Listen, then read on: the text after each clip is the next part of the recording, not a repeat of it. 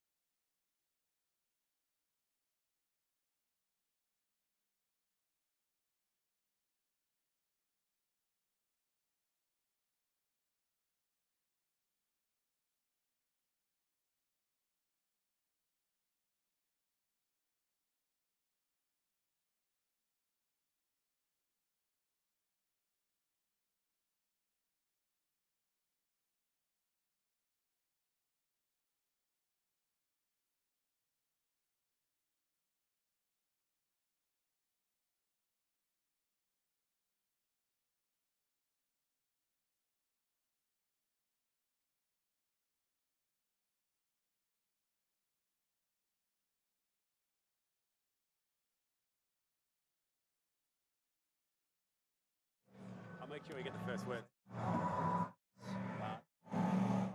It goes to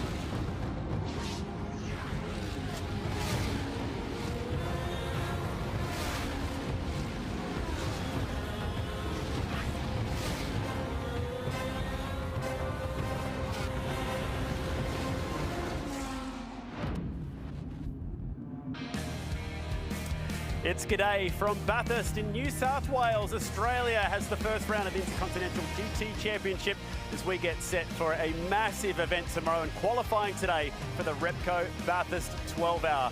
This is where we are playing today. We know this venue so well down under, but for those watching from all around the world, they've probably had the chance to play it in all kinds of video games before. There's nothing like the 6.2 kilometres of Mount Panorama, and it looks brilliant today in the sunshine. 25 degrees here, and the action is heating up ahead of Pirelli qualifying here. We've got Jack Perkins and Garth Tander, two fellas who have done a lot of laps around here, and already, guys, from Friday practice through to the practice sessions we've had this morning, the vibe is well and truly up right now. It feels like the 12-hour is really back in form, and it's going to be huge this weekend, Garth. Oh, even from Thursday before the cars hit the track, you roll into the campgrounds through the back of the paddock here, and that's as full as I've ever seen it at the 12-hour.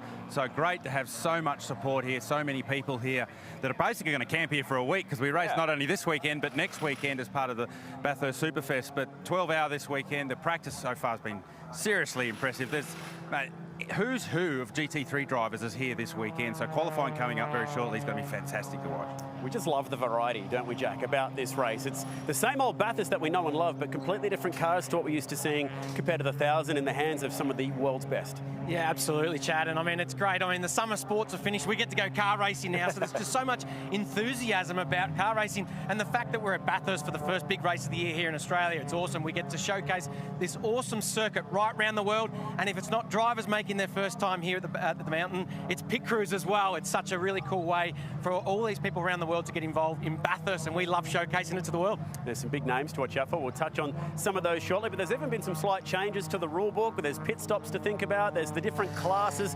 It's one of the great things about this race is there's so much to think about outside of just who's going to be first to the flag. Yeah, I mean, today our focus is who's going to do the fastest lap in qualifying, and then later this evening in the pole shuffle. But yeah, the race itself is such a strategy lottery. There's the rules changed around pit stop times. Now there's a mandatory transit time. Effectively, from the time you turn the pit limiter on to the time you turn the pit limiter off, there's a certain time that you have to spend in pit lane. How you do your pit stop's going to be different to how we've done it in the 12-hour here previously. So strategy and how the teams attack that's going to be very, very different. The way that the driver combinations line up with the pro drivers and the bronze drivers, or the non-professional drivers, if you like. So there's a whole heap, and we've got 12 hours tomorrow to tell you how that's going to play out. But today, who can go fastest? That's going to be amazing to watch. Yeah, qualifying here today, Jack, just getting that one lap speed out of it and trying to, in this session, at least lock yourself into that Pirelli Shootout, the top 10. There's always so much hype around Bathurst qualifying session, because as a driver, you get to put brand new Pirelli tyres on and absolutely see what your machinery's got in terms of a fast lap time. But, you know, people go, oh, it's a 12-hour race, who cares about qualifying? That's true, but try to tell race car drivers that qualifying doesn't matter. There is absolute limelight and glory on today's success, but tomorrow is the bigger picture. And it wouldn't be the Repco Bathurst 12-hour without Shay Adam in pit lane. You'll hear her voice all weekend long. We get to hear her at the Rolex 24-hour. We get to see her at Le Mans. Shay, welcome back to Australia. The big names have come back with you this year. Thanks, Chad. It's great to be back here, and it's only once a year that the sacred tarmac that adorns Mount Panorama is open to the best GT3 cars in the world. So it's no wonder that some of the best drivers in the world come to try and make their mark in history. This year, back again, the 7 times world champion from MotoGP, Valentino Rossi, is back. This time, though, he's got a bit more experience under his belt in GT3 racing. He's got a win at Le Sarthe, which is Le Mans. That from a different race, not yet the 24, but he's looking to fulfill a birthday wish and get a win here at Bathurst. Also back again this year for a second attempt, the 2003 Champ Car champion, the thrill from West Hill, Mr. Paul Tracy himself, the Canadian legend. We've got brothers in the field in the form of Lawrence Vantor, 2015 pole winner. His younger brother, Dries, 2018 race winner, is back once again with BMW. Sharing the car with Dries is Sheldon van der Linde, the 2022 DTM champion. Sheldon's the younger brother of the van der Linde brothers, the VDL brothers. You can look them up on social media. Kelvin is the older brother, and 2 times Kelvin has qualified second in this race. Still looking for that pole award, still looking for that win, and he's already been top of the charts several times across this weekend. But overlook one of the biggest international national stars at your own peril at this point, Matty Campbell, fresh off of an overall win at the Daytona 24 just a couple weeks ago. He's back again. He was the hero for Porsche back in the 2019 race, the only guy to ever get the pole position in this race for Porsche. in 2020. It's going to be a phenomenal experience to watch all of these international stars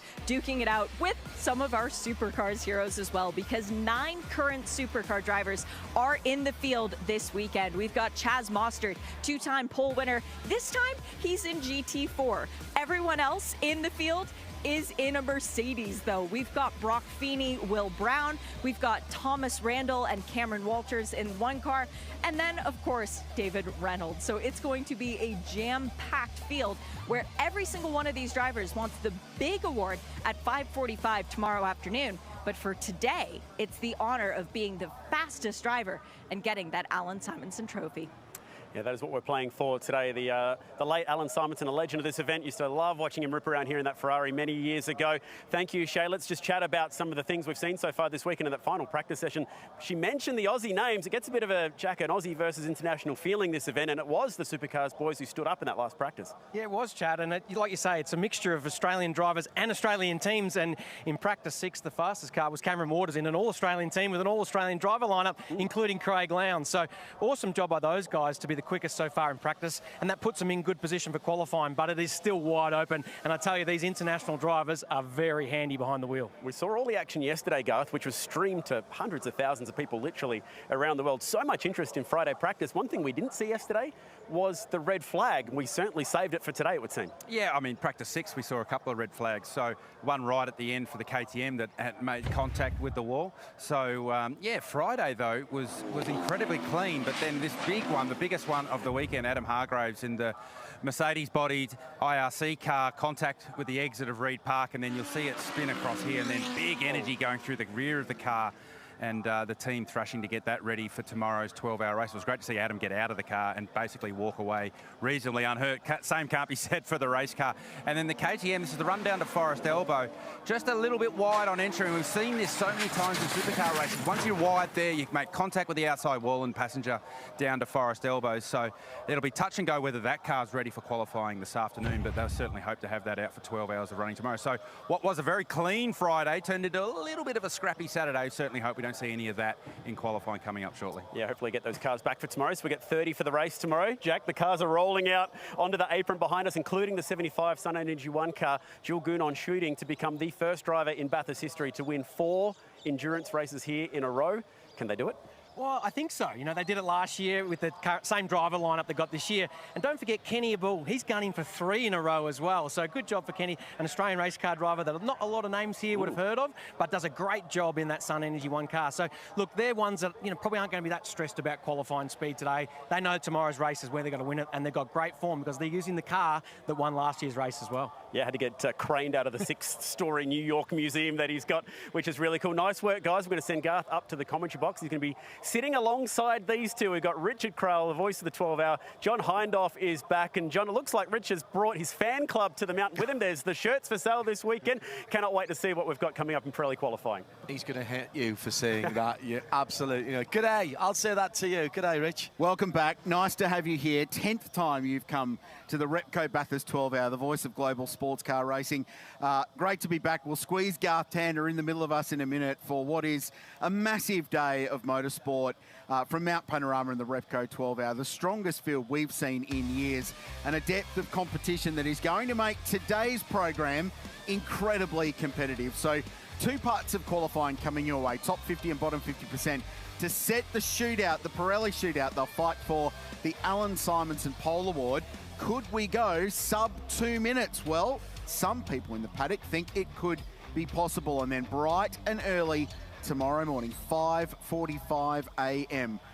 Perhaps the best hour of motorsport in Australia, the start of the Repco Bathurst 12-hour, and we're on air all the way to what I'm sure will be another dramatic conclusion to Australia's international endurance race. The Valentino Rossi fans are here in force. There is an enormous crowd and a great vibe around this place as we get set. And John Hindhoff, you do sports car and GT races all the way around the world. At Le Mans, 3, at the Nürburgring, 2, at Sebring and Daytona. There's nothing quite like qualifying at this place. Session 1. I think the nature of the circuit, Rich, you know, Mount Panorama has its own character as a racetrack, as an event. But you have to respect the just over 6Ks that rolls through this fantastic bit of countryside here. Originally, of course,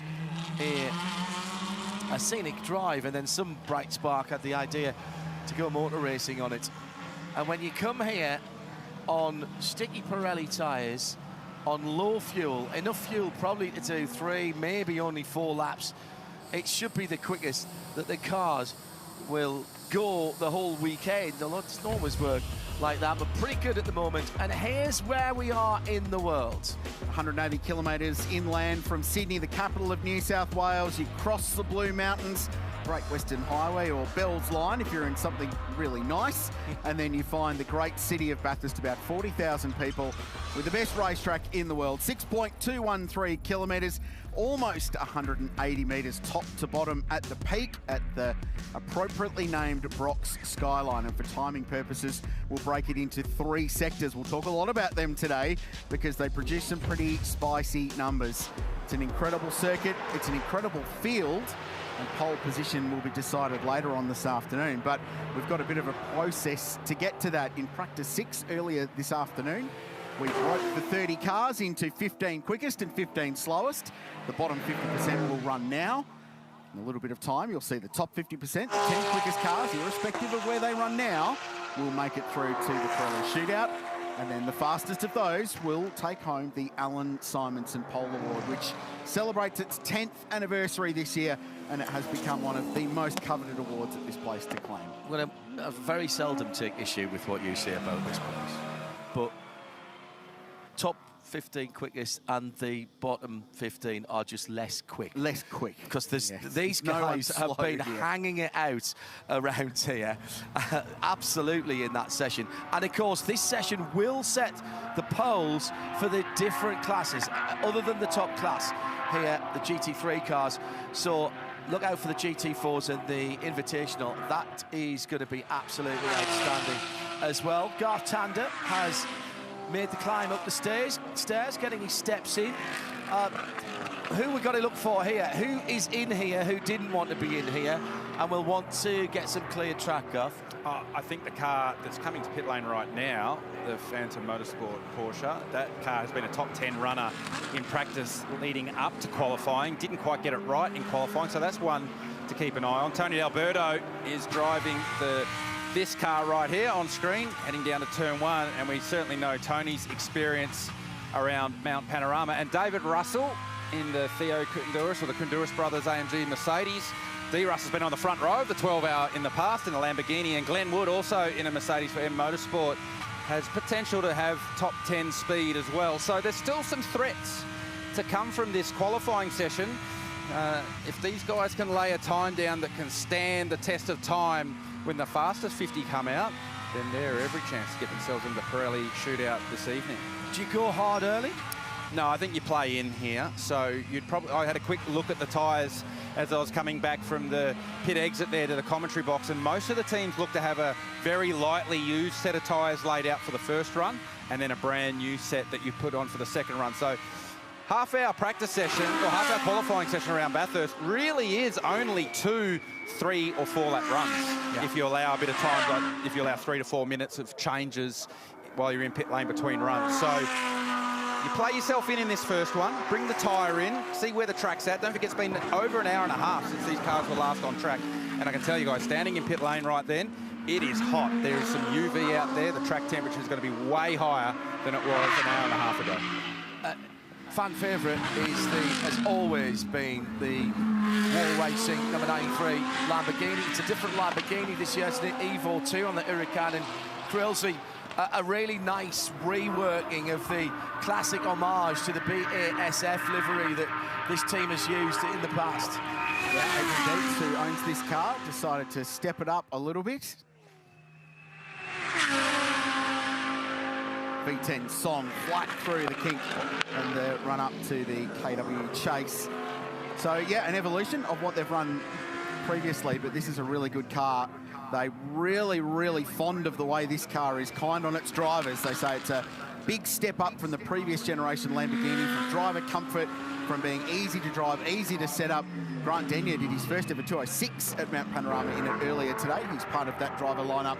But Tony D'Alberto, who's been on the podium here in the Great Race, has got the job of getting that car further forward in qualifying today. So they're the first car out of pit lane, the first car with clear racetrack in front. This is one of our invitational class entries, the Mark II Mustang-shaped car built in Queensland. In fact, these cars are an incredible story. More than 90% of everything that goes into these cars sourced from within 150 k's of Brisbane, which is a really cool story. So about as Aussie as a race car gets. And the MRA team have been doing a great job. Now, we are down a couple of cars in this session so far because the Mountain has claimed a few victims today, Garth Tander, and one of them was the beautifully liveried IRC GT, which unfortunately found the fence at possibly the worst possible, certainly the quickest place at the top of the hill. Yeah, ran wide in the run down to the grate at Reid Park and then could not get the car back, and then contact with the outside wall on the exit of Reid Park. And then you'll see here, once the rear suspension's broken, the car spins across the circuit. And we have a really graphic shot. We talk about the energy that goes through race cars when they make contact with concrete barriers. So just watch this as it makes contact. And you can just imagine that all going through the drive line, the back of the car, all making its way all the way to the front of the car. It was great to see Adam Hargraves get out of the car. You can see the team has stripped it all back, so hopeful that they can have that car ready for tomorrow. One of the cars that's still in the garage, but it's not supposed to be out on the racetrack yet, so no panic. The Mercedes from the 888, it is the national storage car, and right now it is down a battery. They tried to turn the car on, nothing happened. They checked the fuse box first to see if maybe a fuse had switched or gone bad. No, they decided, let's just bring out a new Braille battery and stick it in. It's a lot easier, so the work almost done, and it will be Brock Feeney, I'm told, qualifying this car to try and get it into that top 10 shootout. Not a shock about that, Shay, given the job that Brock Feeney did in qualifying here last year. Very nearly got pole position in the same car. What was the start of a really, really good season for this young guy who's made a huge mark in Australian motorsport. We've been there, wait a couple of days, go to fire up the car, nothing happens. Remember that invitation class will be setting their grid times in this next 22 or so minutes, as will the GT4s. And we've got two McLarens here. McLaren's traditionally always gone well here at Mount Panorama. These are the GT4 R2s, which we're seeing for the first time. And a GT4 car that is, yeah, all right, small, just 3 entries to it, but I'm really interested to see how the McLarens go against the Ginetta G55. Young Owen Hizzy is in that car at the moment. He's sharing with Colin White, among others. And this is going to be a drag-down, bare-knuckle fight between these 3 cars in this particular category, right through today for the pole position and tomorrow for the whole of the Repco Bathurst 12 hours. Well, I thought I'd wander down and have a quick look at how the repairs are going on this Mark car and point out some of the key little things about this car. Now, this has got a rear clip on it. So this is the gearbox that mounts here. This bolts to the chassis and it's coming off. You can see here, if you can see my finger work here, this is a bent tube associated to the roll bar mount. So that clip's out of action.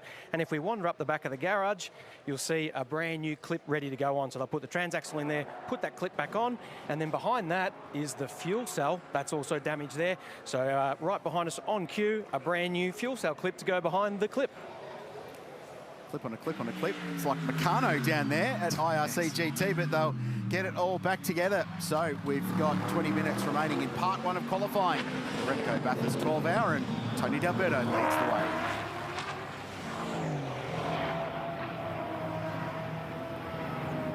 Just on 20.5 minutes then, with a couple of cars yet to come out onto the circuit.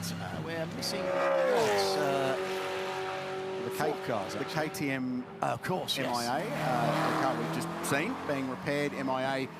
We're also missing the AMG GT4. Oh no, that's out there, Mike Griffith. We're missing one of the 2 Method Motorsport McLarens, the GT4 class, car 25. Owen Hizzy is on his way down Conrod Straight in the V6, 3.5 litre or thereabouts, Ford-derived engine in the front of that Ginetta G55. Ginetta working on a G55 Evo, which has been racing recently, that's got a V8 in it and is more sort of a GT3, GT4 sort of plus package, if you will.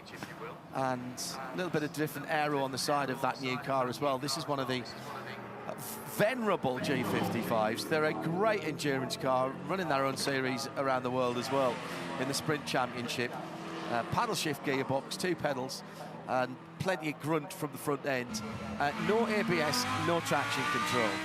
And they are fun with a capital F.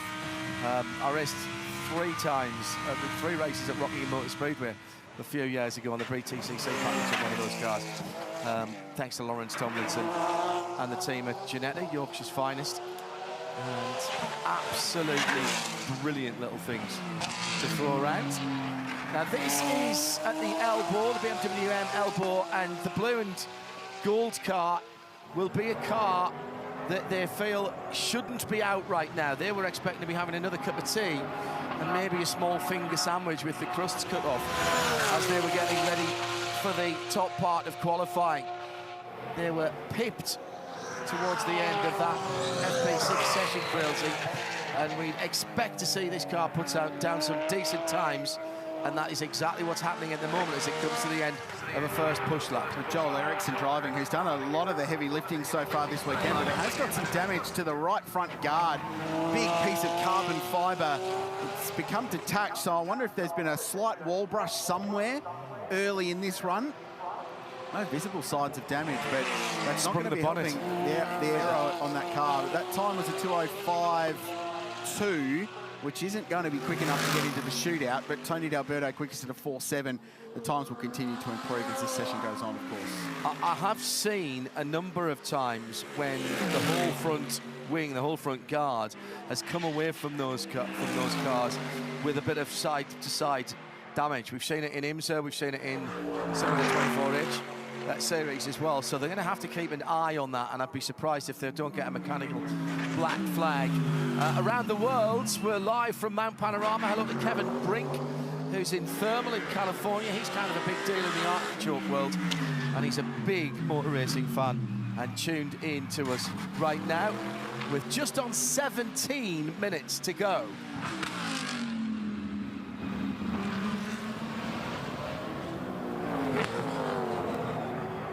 Bright sunny conditions at Mount Panorama, just on 25 degrees now, the warmest it's been all day. It started off quite cool, some early fog this morning on the mountain, and it's turned into a spectacular afternoon as we look to set at least some of the grid for the Repco Bathurst 12-hour Australia's International Endurance Race for 2024.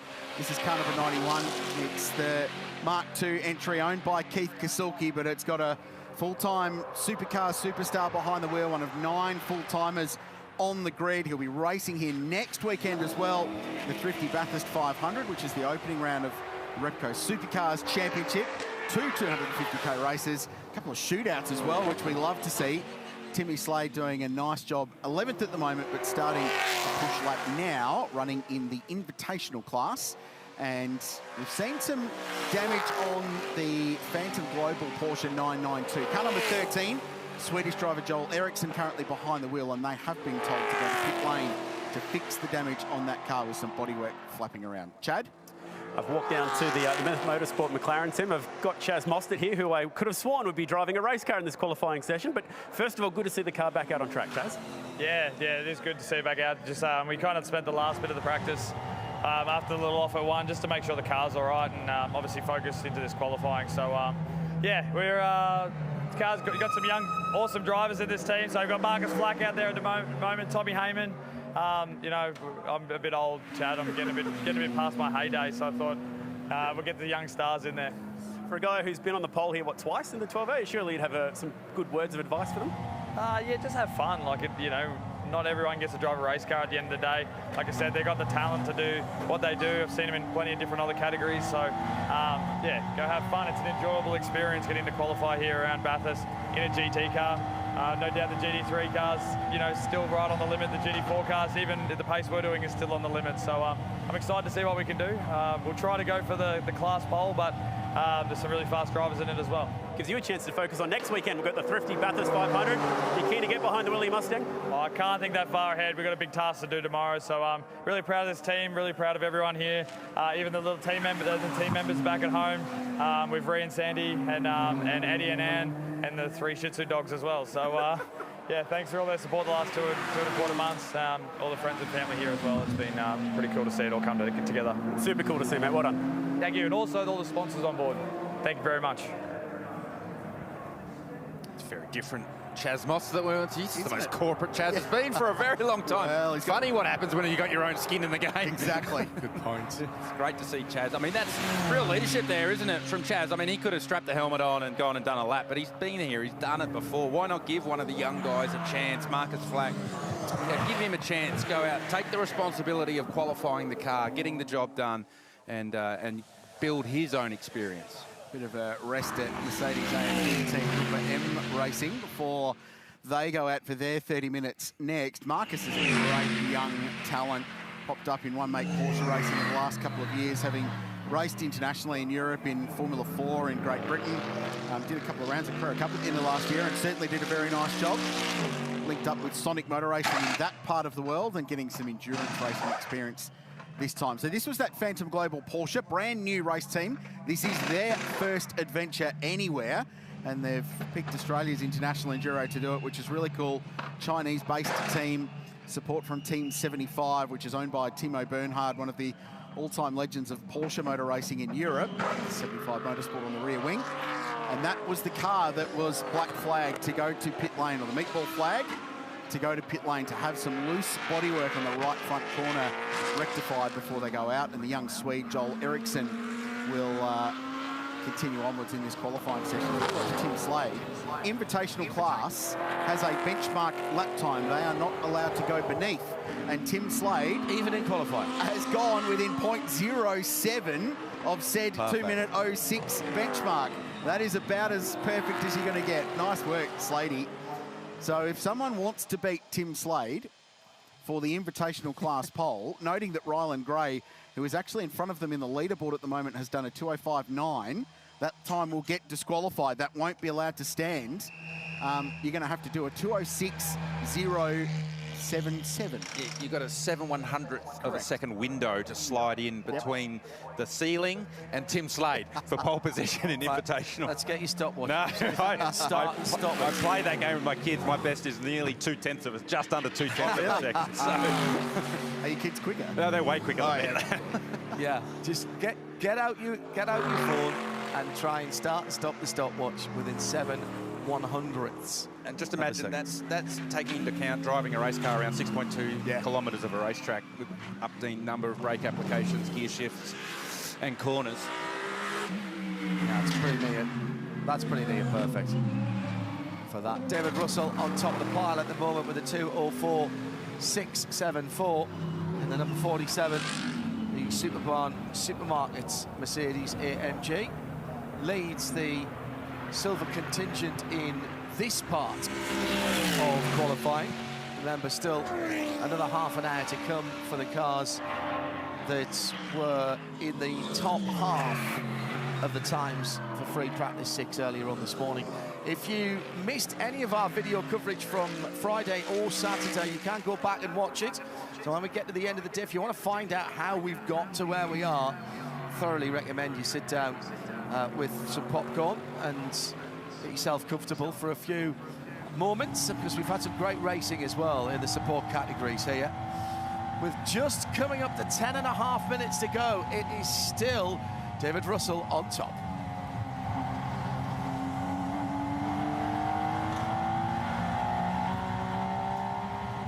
So exactly 10 minutes to go in this session. There is a red flag allowance if needed of 10 minutes, so they can extend that session to make sure everyone can get a lap.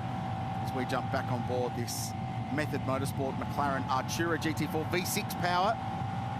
GT4 is a glowing and growing category around the world, so more entry-level way into GT racing. And there's the boss, looking very team boss-like down in pit lane.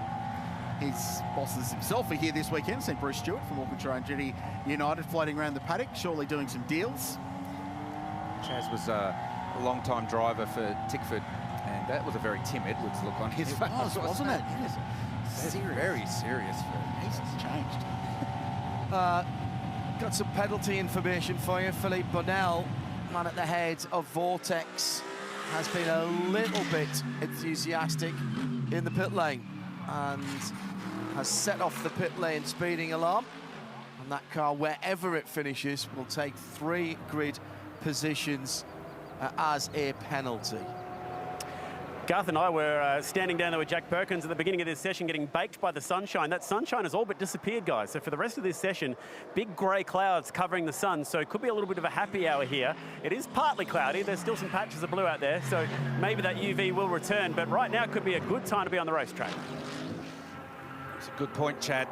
The UV is the enemy of lap time when it comes to Mount Panorama Bathurst. They certainly lose a lot of grip in the surface here when the UV is out strong, so that cloud coming over will improve the lap time, and we've seen that right there as Glenn Wood goes to the top with a 4.0. So that's starting to get into the territory of where the car's in the fastest. Oh, bowls are wide though out of 1, so straight away the second lap will be not as strong because that will hurt the run all the way up Mountain Straight. So the first sector will go away here for Glenn Wood. But a 4.0 is starting to become into competitive territory based on the lap times that we saw in practice 6. It was a 3.9 that got you into the top 50%. So remember, that's 15th and better. So it was a 3.7, I think it was, that had you in the 10. So starting to get close to making some of these guys a little bit nervous that Glenn Wood might be playing in their territory in the fastest 50%. So what did he do here then, Garth? Was he just a bit greedy on the exit? I think on the gas a little bit early and run the car wide. You can see the car didn't look like it had understeer in the mid-corner or really oversteer. Just too much inertia and too much momentum ran the car wide. So probably just trying to flow too much speed to the apex and pick the throttle up. I mean, that's the name of the game, isn't it? You've got to go around the corners as fast as you can. And that's a real important one for that run up Mountain Straight, because that's where you start your climb. We were saying in the earlier broadcast that last corner and the first corner on paper look probably the two most innocuous of the challenges that you have to face around Mount Panorama here at Bathurst. And yet they are both so crucial. You can absolutely blow a qualifying lap before you've even got it started if you get turn 1 wrong.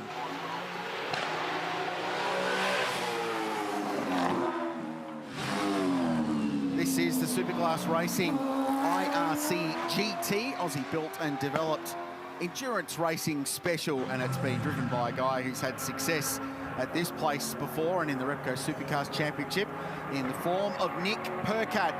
It's run by Matt Stone Racing. Really good way for Matt and the team, and also Nick Percat and Cam Hill, who are driving with John Hollinger to get some laps in. You see a driver change going on down in the lane, but this is a great opportunity for this team to get themselves sharp before the start of the Supercar season. Glenn Wood has just gone into the 3s. And we're wondering if he was going to challenge some of the established elite of GT racing that are in the top 50% of qualifying coming your way in about 10 minutes time.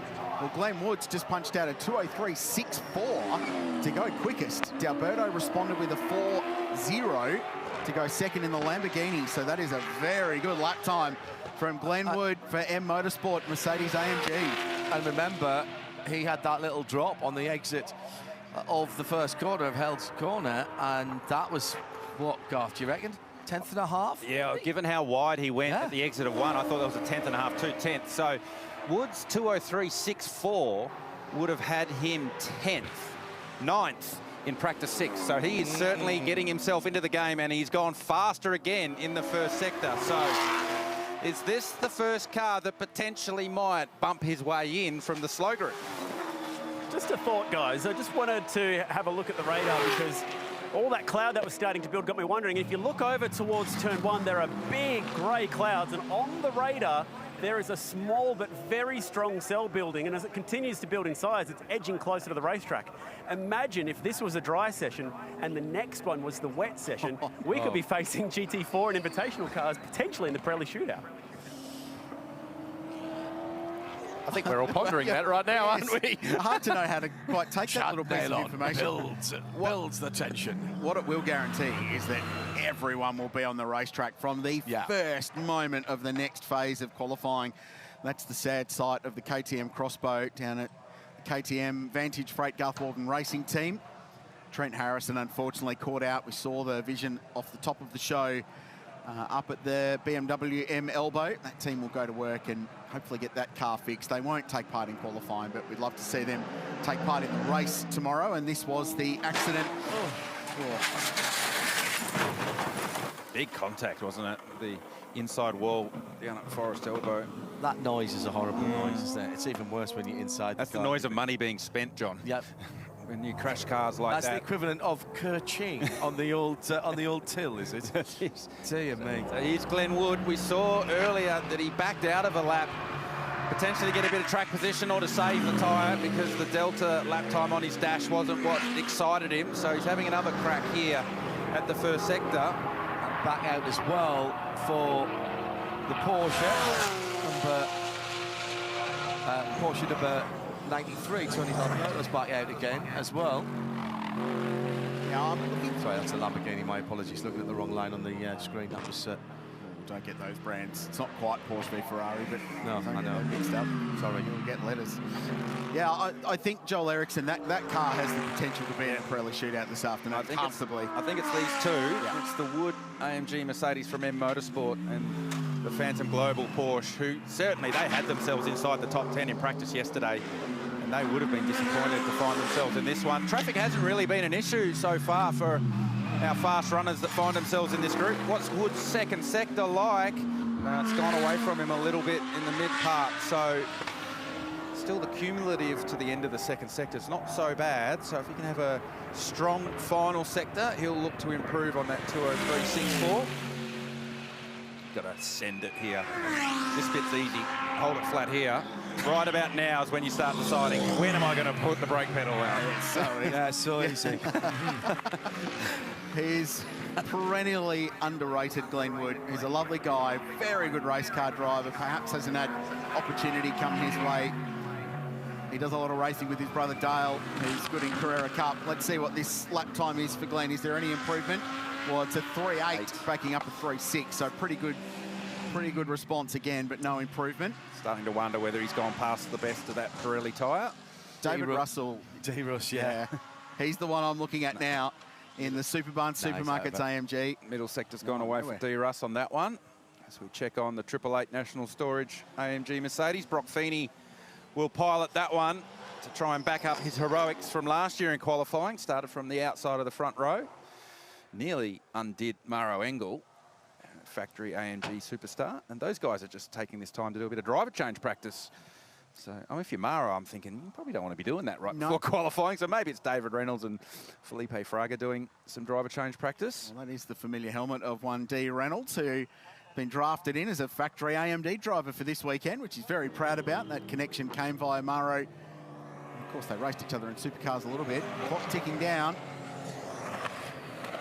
Is this build-up for car 13? It has to be. So this is the last roll of the dice for this car. So they're still finding themselves down in fourth with a 4-1. So regardless of whether they get themselves in the top 10 or not, they'll just want to be right at the front of this one. This young man at 25 from Sweden, despite youthful exuberance, is still one of those European drivers that seems to have done an enormous amount of GT and sports car racing despite his young age. So this is a great opportunity. They've got Bastian Boos, who's the reigning Porsche Super Cup champion, and Jackson Evans, a name familiar already to Australians, former Carrera Cup Australia champion, but a guy that will be full-time in the supercars starting next weekend for SCT Logistics and Brad Ranks. And Bastian Boos won the Young Driver Shootout at the end of 23 last year, where all of the Porsche selected young drivers from various Carrera Cups around the world come together. That is a very prestigious thing to do, and it's launched the career of many. They were at Portimao for 3 days, and he came out on top. Main time Woody, come on. It's better. 2 or 3, 4, 2, 4, 6. And that would have put him where, GT? It would have put him 5th in practice 6, which was our last quali sim. Not saying that's going to put him in the 10 for this one, but it's our first real reference Checkered flag of what they've got. It looks like the 13's rolled out of this one as well, Joel Eriksson. So not able to fire a real shot in this session for this car, which is a real shame because we thought that it was going to be towards the front, doing similar things that Glenn Wood was able to do to get themselves in the conversation, to have themselves inside the top 10. And just look at that coming at us.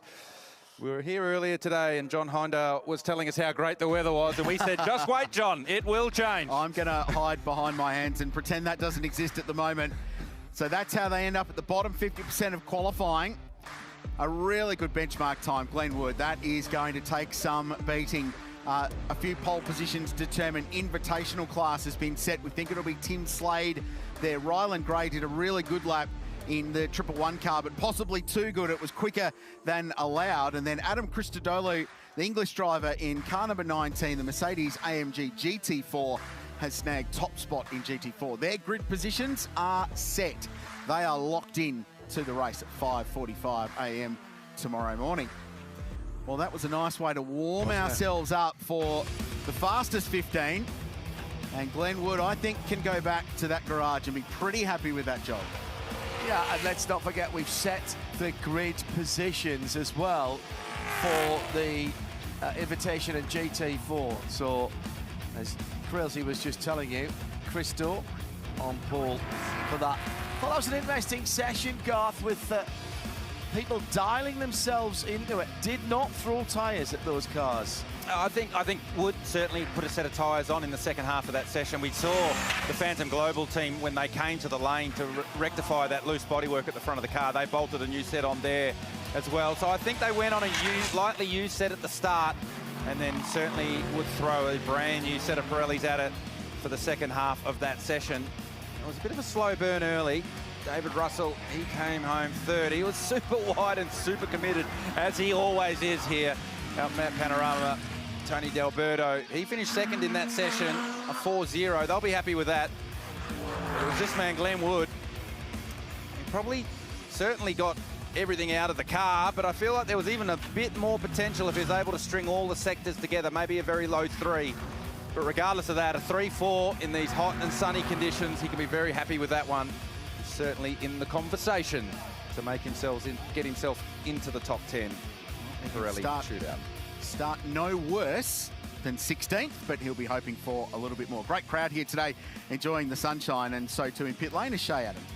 Thankfully, I've gone into the shade in the garage, and Brock Feeney, your car no longer occupying this space. It was a battery change for the AAA Mercedes, but now it's up to you and qualifying to thank the guys. How excited are you for this session? Yeah, I'm pretty cool. It was a lot of fun last year qualifying, and obviously putting on the front row was great.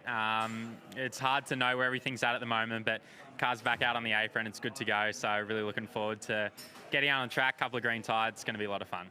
Now, I saw you in the garage in shorts and a T-shirt until the last possible moment. Is that just trying to stay calm and cool, or is it something else? Nah, just chill out before. I was in the ice bath just before, trying to keep cool because it's pretty hot out there. But yeah, just trying to chill out. This is pretty, trying to keep the nerves down a little bit for now, and it should get pretty exciting this afternoon. Good luck making it into the shootout. Thank you. Cheers. Cam Waters, you're the fast man in practice 6, the session before qualifying. We've just seen Glenn Wood go there and do a pretty handy lap time. You thought that was pretty impressive? Yeah, he did a good job out there. Like, it's probably a little bit hotter now, so you'd say the track's slower than, practice 6. So I think he did a pretty good lap, but I'm hoping there's a little bit more in my lap as well. Hey, it's a pretty cool team this weekend. Almost should be called Team Australia, the all-Australian drivers in Pro Series. It's Australian team mechanics, a lot of familiar faces in this garage, and it looks like you got Mick Dundee's hat on, so it's a pretty cool environment in here. Yeah, it's been so much fun. So the test days and, pairing up with Lounsey and Tom, just, the whole vibe in the team is so cool. So having so much fun with this program, and this weekend's been great as well. So it's definitely an all-Aussie lineup in this garage. And, last practice we kind of got our stuff together a little bit more. So that was great. And hopefully we can keep doing that. A few dark clouds coming in on the horizon. What's the plan? Just get in the car, get out there and go as fast as you can straight away? Yeah, 100%. You need to do some bankers here, don't you? So, If it rains, it is what it is. I like the rain around here, so I think it'll be pretty important to get out there, do a banker, and you know, just normal Bathurst build up to it. How do these cars compare to what you're used to? You don't have as much GT experience as some of the other competitors on the grid. How are you finding the cars? Yeah, so much fun to drive, and they just make an amazing amount of grip, don't they? So the supercars, you know, super slippery, and you're really fighting the thing under brakes, where that's kind of the opposite to the GT car. So once you kind of get your head around how to drive it and where to make the speed, it's so much fun. All the best out there, mate. Cheers, mate. Cheers. I'm here with Mercedes factory star, David. That sounds pretty good, doesn't it, David? That sounds very, very good. You can call me that, refer to me that anytime you like, Chad. Let's get over the big news items. Are you replacing Lewis Hamilton at Mercedes next year? I am, definitely, yes. Definitely not, no. Hey, when you've got Murrow Engel in your driver lineup, when it comes to qualifying, you just sit back and enjoy the show?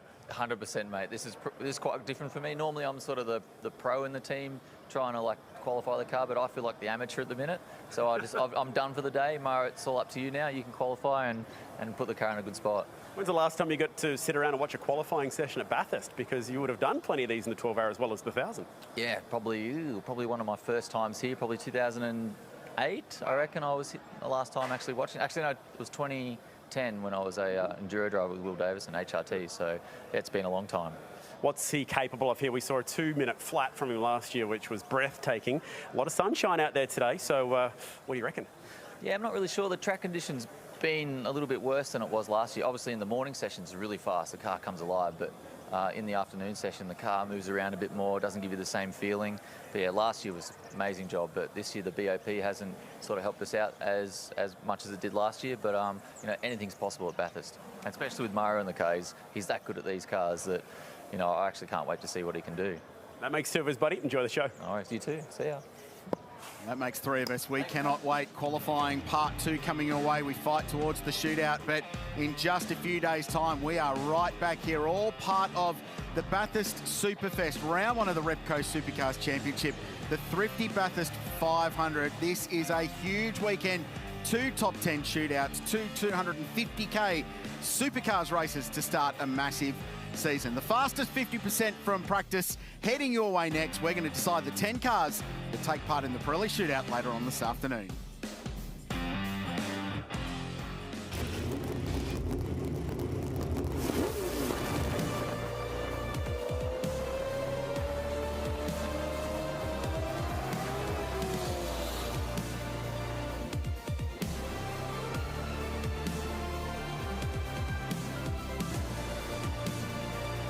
Start your engines.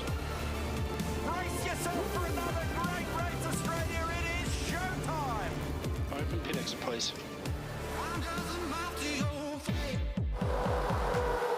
Drop the clutches. Tense up. This is going to be a beauty. Yeah, baby! This is great racing. It is high stakes. They're laser focused and ready to jump. Adrenaline is peaking. The supercars are howling. Expect this to be a ruthless and bruising encounter. And there's crazy stuff at the back of the pack. They are maximum attack.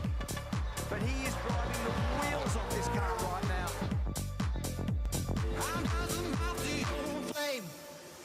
Go, you good thing.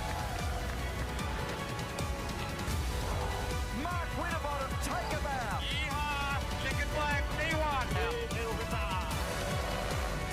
The apprentice has joined the master. Flores is the winner. The brilliant breakthrough win.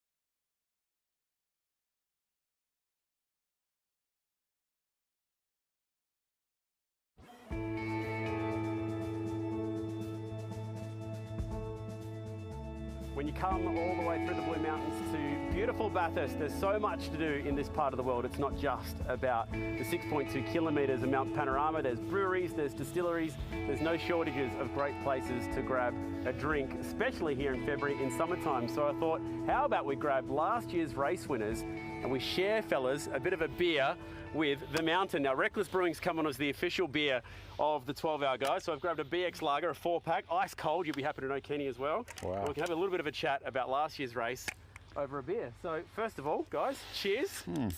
Well done to last year. This is the local lager, Cheers. Fellas. Well done, boys, on the win last year. Cheers. Cheers. You're kind of a bit of a local in this part of the world, Kenny. Mm-hmm.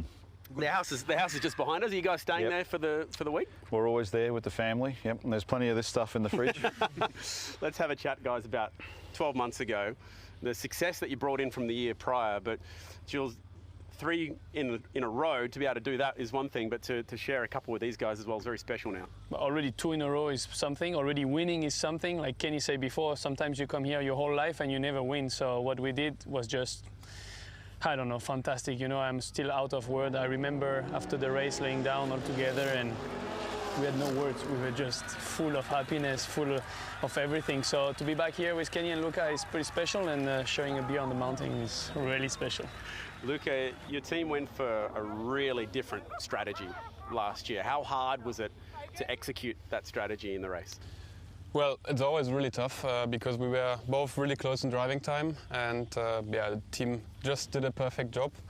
I remember sitting at the top, and I said, now if we don't take tires, we're gonna win it. And I'm still getting goosebumps watching Jules just refuel, and then he went before the Porsche and before the Group M car. And yeah, such a nice feeling. And obviously the last half an hour was difficult to watch for me. I walked up and down the pit lane, and then I put my headphones away, then I grabbed my phone, then I did something else just to do something because I was nervous. He was as nervous as a butcher's thumb. Which I'm usually, when I'm in the car, I'm totally relaxed, but there I get really nervous, and yeah, in the end we did it twice in a row.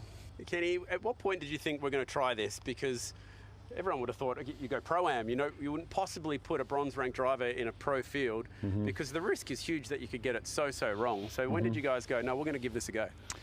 Well, I mean, I always like to think that I'm close to these guys. I mean, many tracks around the world I am very close, almost the same in Daytona.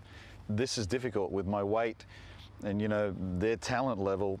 Here I'm a little bit further off than most places, but I mean, Spa and Suzuka and these places I'm very close, and I want to be closer, so I always want to challenge myself. Unfortunately, this place, I'm the furthest away, but I'm getting better, but it takes a long time and you don't get a lot of track time. But for me, it was a dream. 22 was a win, but it was a Pro-Am race, and I thought, you know what, I'm just going to try it for an outright.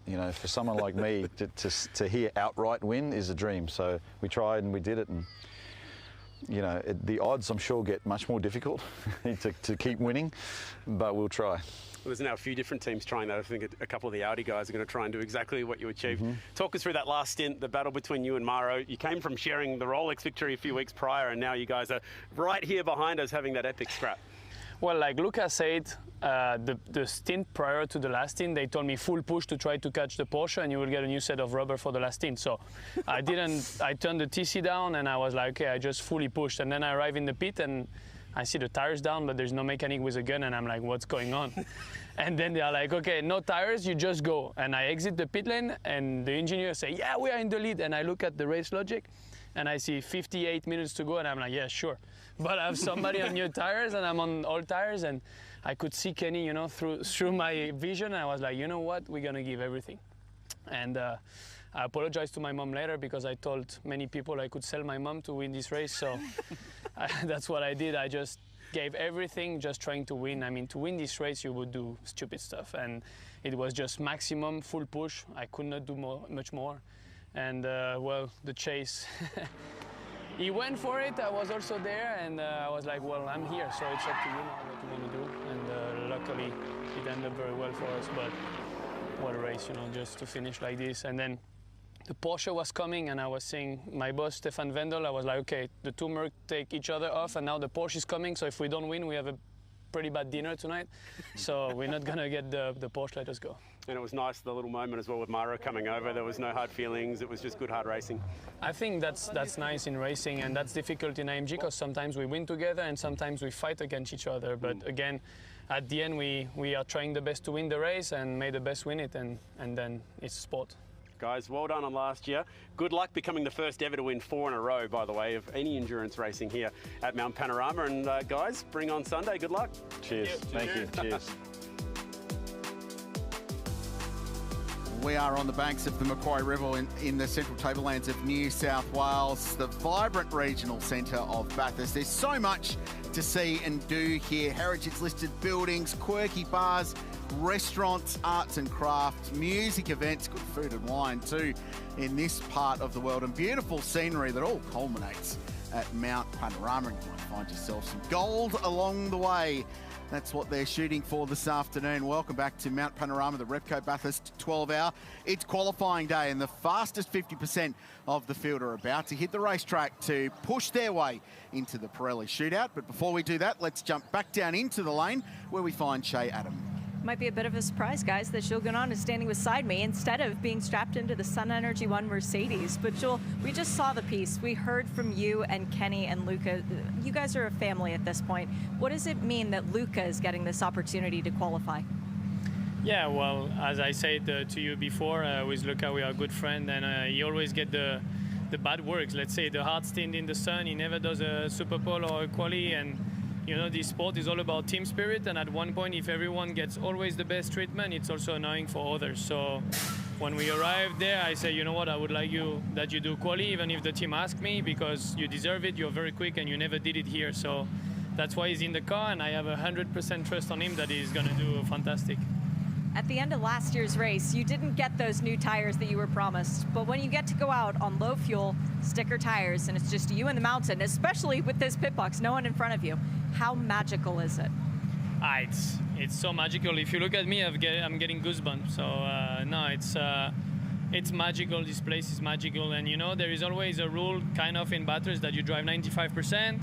And then for 98, you come up, and then for quali, you're like, okay, I have one lap, I'm going to go 100%. Let's hope you still keep a little bit of margin, because the race is more important than quali. But yeah, going there on low fuel with new tires is something surreal. Green flag is out, guys. Let's see who makes it into the shootout. What do we reckon then? As the cars are going out, Garth was spot on. Everybody's heading out straight away. It's no hurry up and wait here, it's just hurry up and hurry up. Well, I think with that weather that's coming, we're just starting to see on the weather radar and alerts coming through that rain, potential rain in 4 to 5 minutes. So I would have thought now what you would have done, traditionally you would have for this session rolled out on a lightly used set of tyres then go to a brand new set. I think you throw your new set on now and have a crack, and if it doesn't rain after the first half of this session, maybe then spend another set just to make sure that you're in. So Bathurst, we know how fickle the weather can be here. We know how quickly it can roll in. So whilst the track is dry, and importantly, there's less direct sunlight on the racetrack, this could be the next 5 to 7 minutes, could be the fastest of this qualifying session. And we have got 13 times set. Let's just remind ourselves, because although this is part 2 and it's the top 50%, the top 15 cars, Krilsey, we've got times on the board. We've got, effectively in golf parlance, we've got people in the clubhouse. Well, what it means is if it rains now, the top 10 shootout is going to be really different. It will be a really different looking grid, because all of these cars could do a lap time in wet conditions. Shay? You guys want to know the most stunning thing of the day? I just talked about the fact that Jules Gounon not qualifying the 75. I've got one better for you. When you have 2 previous pole winners in your car and you put the new guy behind the wheel, that's exactly what Manthai EMA has elected to do with the Grello Porsche. The 912 has Intercontinental Guven behind the wheel, not Lawrence Vantor and not Matty Campbell. What? That's my reaction exactly. Wow, 2 of the best qualifiers in Bathurst 12-hour history, both former winners of the Alan Simonson Pole Award. On the bench. On the bench. Laurent Vanthor, the Belgian, in 2015 with Audi, and Matt Campbell with Porsche, with a lap that at the elbow was 7/10 of a second quicker than anybody. They're on the bench, and the young gun from Turkey, Ayhancan Guven, who's a one-make star of Porsche racing, gets a shot at some glory here. Is there anything in the rules to say they can't change drivers? Well, no. No, that's true. But with that weather that's coming... Indeed. I'm playing devil's advocate. I like it. But I'm loving what Jules Gounon said in that interview about Lucas Stoltz, because when we've been calling the practice sessions over the stream, we've been singing Lucas Stoltz's praises, he's done all the grunt work over the last couple of years. He's done the setup work in the hot part of practice. He doesn't get to do this session. Then in the race, he's always driving in the hot part of the day when the car's greasy, it's moving around. And the fact that he says that Luca's always done that, I've always got the Hollywood stuff, to now give him that chance. That's real leadership, and that's what really brings race teams together. When your superstar, and Jules Gounon's a superstar, can do that and bring the team even closer together. So Chankivan in the 912 Porsche, Brock Feeney in the 888 Mercedes, Cam Waters in the Treble 2 Mercedes, Maro Engel in the 130, except he's not, is he? We've just heard that he wasn't, so we'll wait for Timer to catch up on that. Jordan Love in the 88 Mercedes, Maxi Gertz in the 77, Luca in the 75, we've just talked about, Max Martin in the 46, with his teammate Valentino Rossi watching on nervously in the WRT box. Luke Yolden in the number 44 Audi, Sheldon Fantalinda in the 32 BMW, Mercedes AMG GT3 for Heart of Racing is Gunny, Ross Gunn in the 27. His dad's nickname, actually. His dad was called Gunny, raced as well. Kelvin van der Linde in the Audi number 22 and Lee Holdsworth in the number 9. That is your list of runners and riders, and I'm just waiting for the 911 to go out. Alessio Piccarello behind the wheel of the Shell V-Power Manthey EMA Porsche. Gee, there's a fairly heavy hitter list of race car drivers among those names you've just rolled out. Any one of them capable of doing a lap time to get yourself into the Pirelli shootout. So as a reminder, at the end of this 25 minutes and 27 seconds remaining in this qualifying, we will know the 10 cars that will take part in the Pirelli shootout. Now, it's not your standard Bathurst top 10 shootout.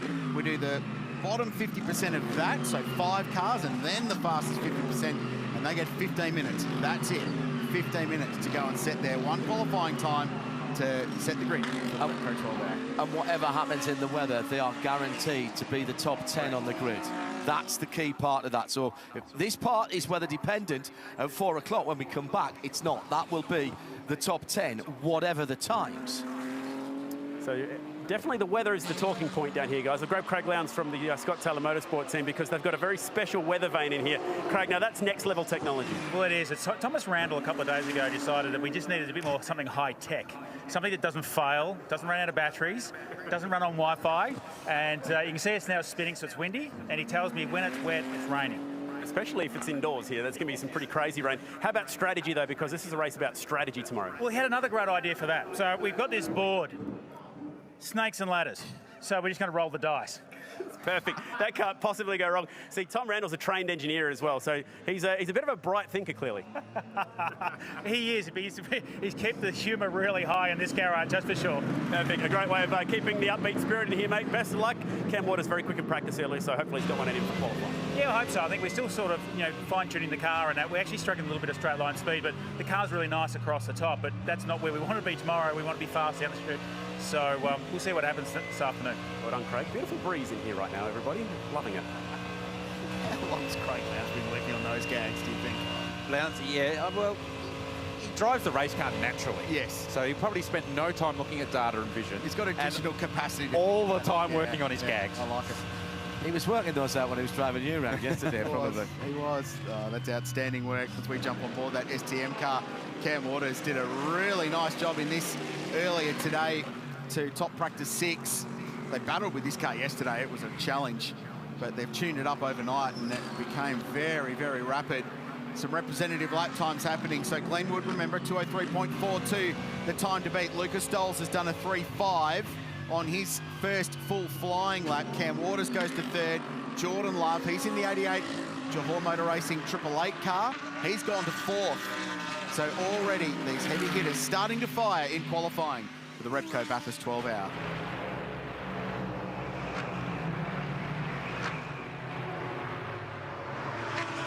And Sheldon van der Linde And the number 32 BMW goes quickest, 2:03.28.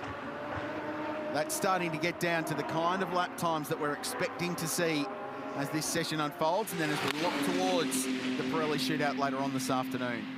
So that would have put him in what, in the top 4 in that FP6. Yeah.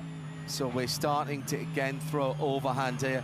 This might be the best conditions if it stays dry. This, with a bit of cloud cover, a bit of a qualifying cloud, as you called it earlier on. Yeah, well, and certainly that's taking effect over the full circuit. And it was actually, whilst Chad was having a bit of a joke and laugh with Craig Lowndes down in pit lane, when he parted at the end saying there's a bit of a cool breeze blowing through here, that got my attention, because now the sun's gone, so there's no UV on the racetrack and it's cooling down.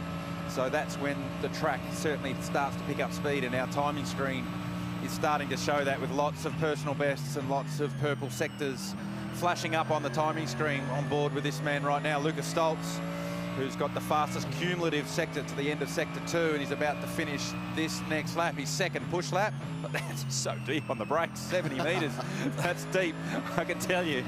So here he comes to the line, goes to the top with a 2.6. So you're going to need to be in the low 2s, I think, boys, to be in the game, because to do that early. Feeney now comes into the 2.6. And Sheldon van der Linden's continuing to go on with his fast form. He's fastest to the end of the second sector. And of course, the thing to remember in this session is, while the fastest time is important, we want to see that, the numbers we need to look at are anywhere between 7th and 14th, because they will be the ones looking either nervously backwards at someone looking to bump them out of the 10, or looking forward to try and get into it. So we'll keep across that for you right now. Tony D'Alberto, who did his time in that first part of qualifying, remember, is looking on the outside in. 2:02.2 for Sheldon van der Linde. Yeah, I thought all week that the BMWs had plenty of speed, and they just weren't showing us exactly how much they had. And this man here, Maxime Martin, was on a very good lap in practice and then put it away and didn't show us what they had. Interestingly, Sheldon van der Linde goes to the top without a best sector time. He's just put a really good lap together. Lucas Stoltz is on another quick one, and everybody now beginning to pick it up. It's going to be, if it doesn't rain, we're going to have some really good times, and then people in the second half of this session are going to have to work out what they do with the rest of the time. Fully opposite lot for Stoltz. I can tell you, there is no way that car is going faster down the mountain than what Lucas Stoltz just did then. He was out of control at the S's before the Dipper, out of control around the rock face before Forest Elbow, and there was no real estate to the wall at the exit of Forest Elbow. You want to talk about commitment? That was it in spades. 31.3 in the middle sector. It's going to be another decent run. He sits second at the moment, just under 4 tenths away from the best time. They want to get these cars put away, don't they? They want to get it done right now and get into the shootout.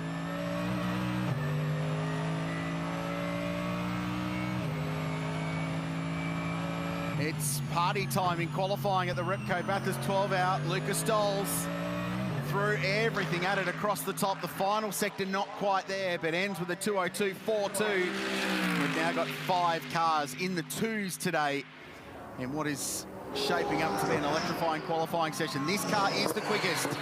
Sheldon van der Linde, the younger brother of Kelvin van der Linde, who's in the number 22 Audi and is currently 5th and going on with a very good lap. But the BMWs, their second time at Mount Panorama as Team WRT, are going on with it.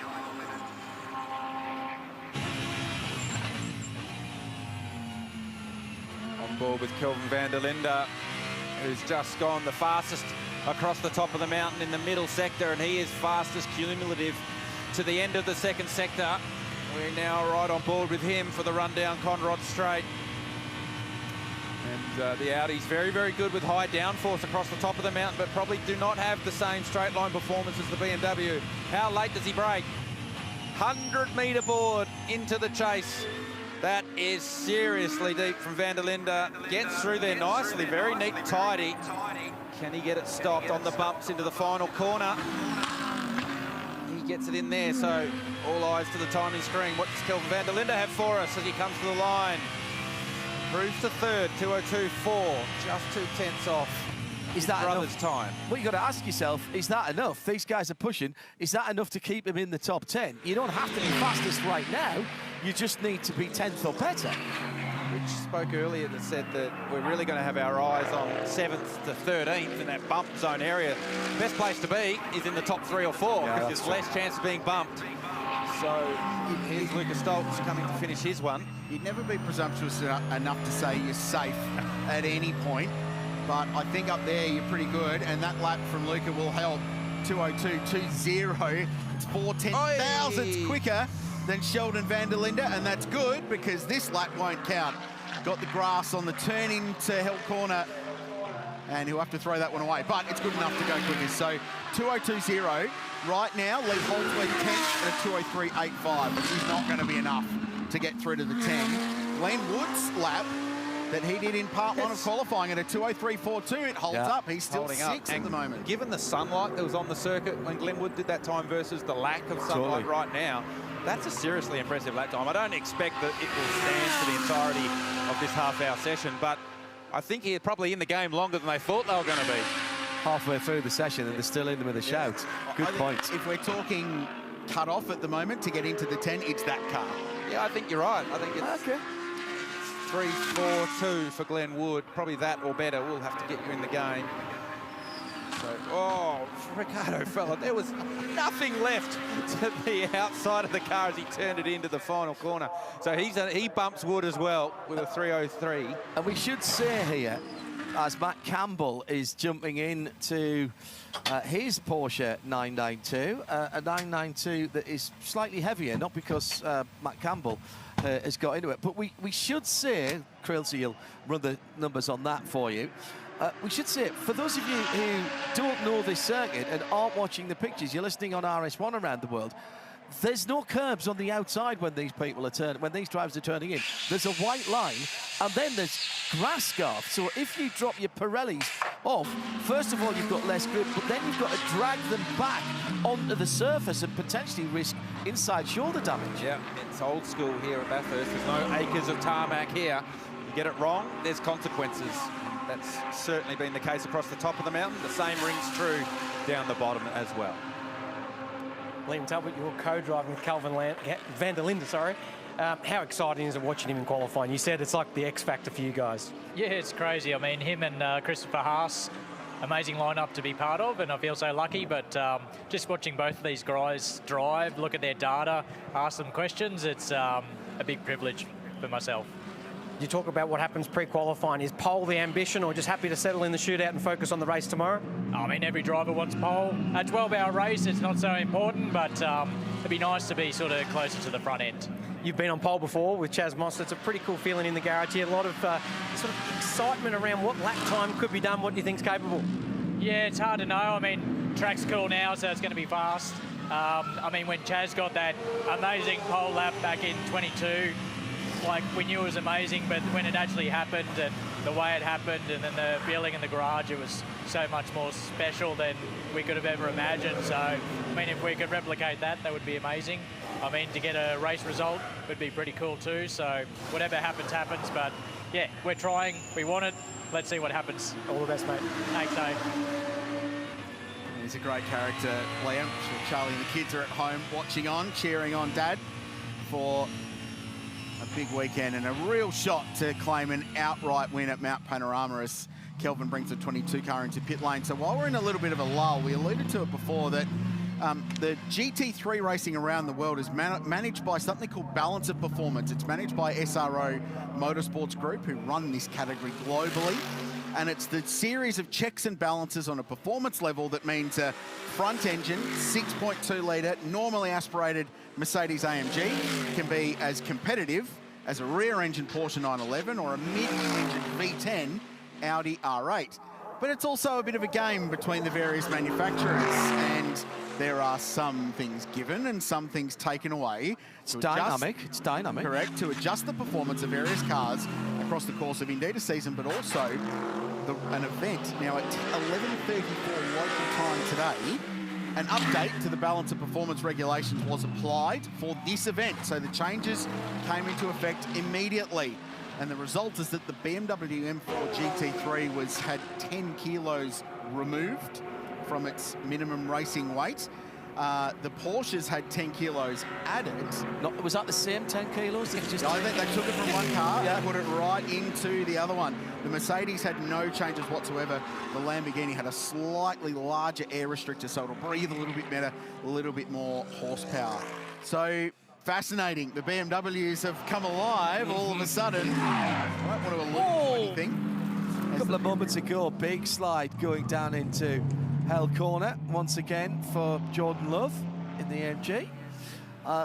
Just noted, by the way, into the pit lane and out again, the 992 that started that conversation with Matt Campbell getting in and getting 4 new Pirelli tyres. So they have changed drivers in the middle of this session, and that's pressure for Matt Campbell to get them in to the Pirelli shootout.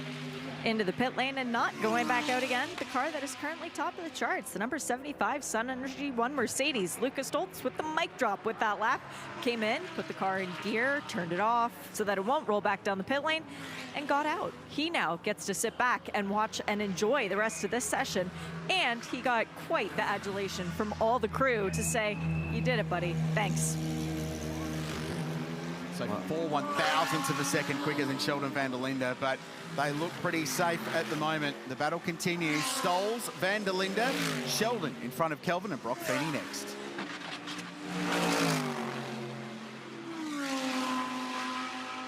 "11 minutes left, gentlemen.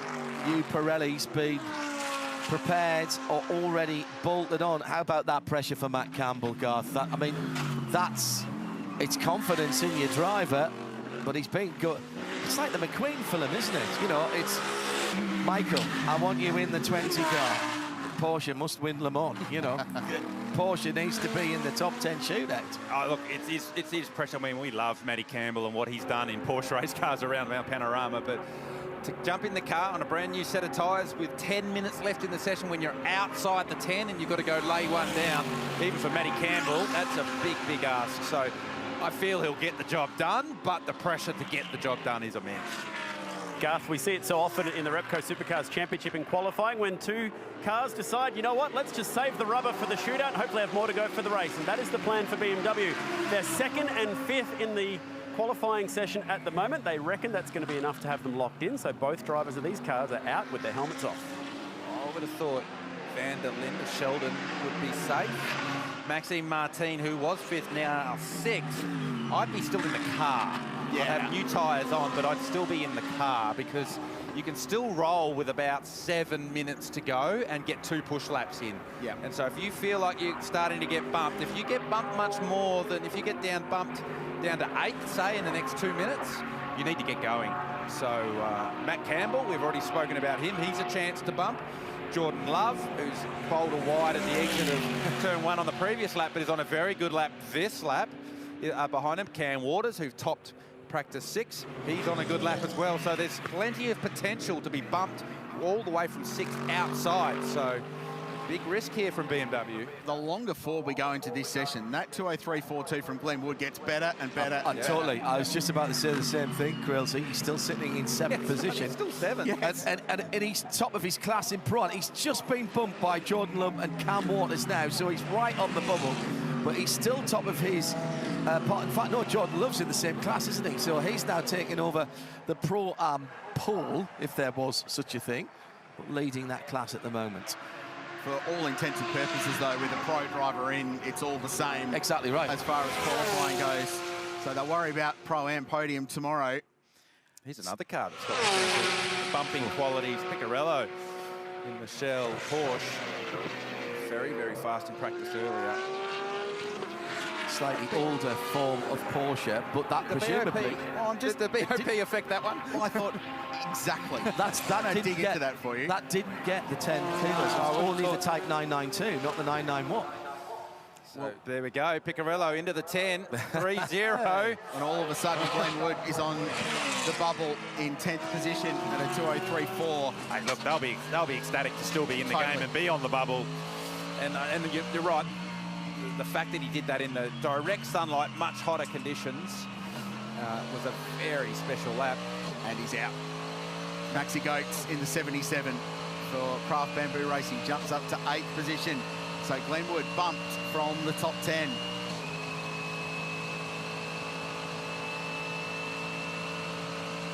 We ride on board with Brock Feeney, who very nearly scored the Alan Simonson Pole Award here 12 months ago at Mount Panorama.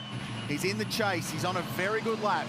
Quickest of anybody to the first sector. Quickest for the car to the middle. And he is on a personal best. He's just got the braking to do at Murray's Corner. National Motor Racing Museum on his right. Start-finish line directly in front. And is this improvement? It is. Brock Feeney goes to 3rd. Just over a 10th of a second away from Lucas Stoll's benchmark in this session. So he climbs to 3rd position. Maro Engel goes to 6th in the 130 Grouper M AMG. So that's him firing up the leaderboard. And all of a sudden, Alessio Piccarello now on the bubble in 10th position. But on the bubble with a very good first sector for Piccarello. And he continued just to monitor the 46 BMW Maxime Martin, that they've put the cue in the rack.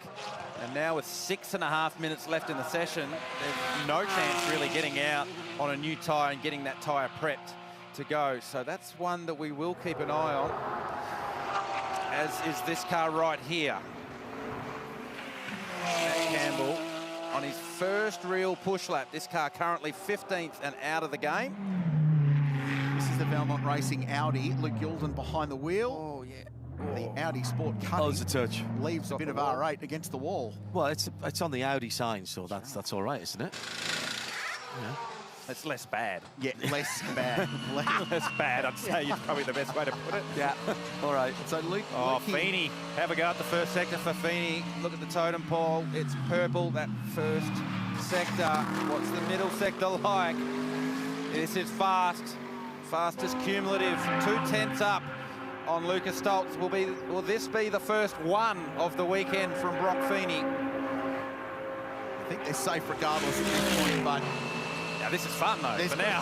Well, this is setting up for later. Personal enjoyment for the Fiend. Lower fuel, of course. They've had to put a bit of fuel in to get all the way through this half an hour, whereas when we come back at 4 o'clock this afternoon for the Pirelli Shootout for the Alan Simonson Pole Award, they'll be running a lot skinnier in terms of how much fuel they've got in. Brock, beautifully to the apex, runs right, almost millimetre perfect, and thank you very much indeed. We'll have a 2:01.89. Now it's time to put that car away. Yeah, that's safe as houses. And I'm curious just to listen, and Brock has rolled out of it.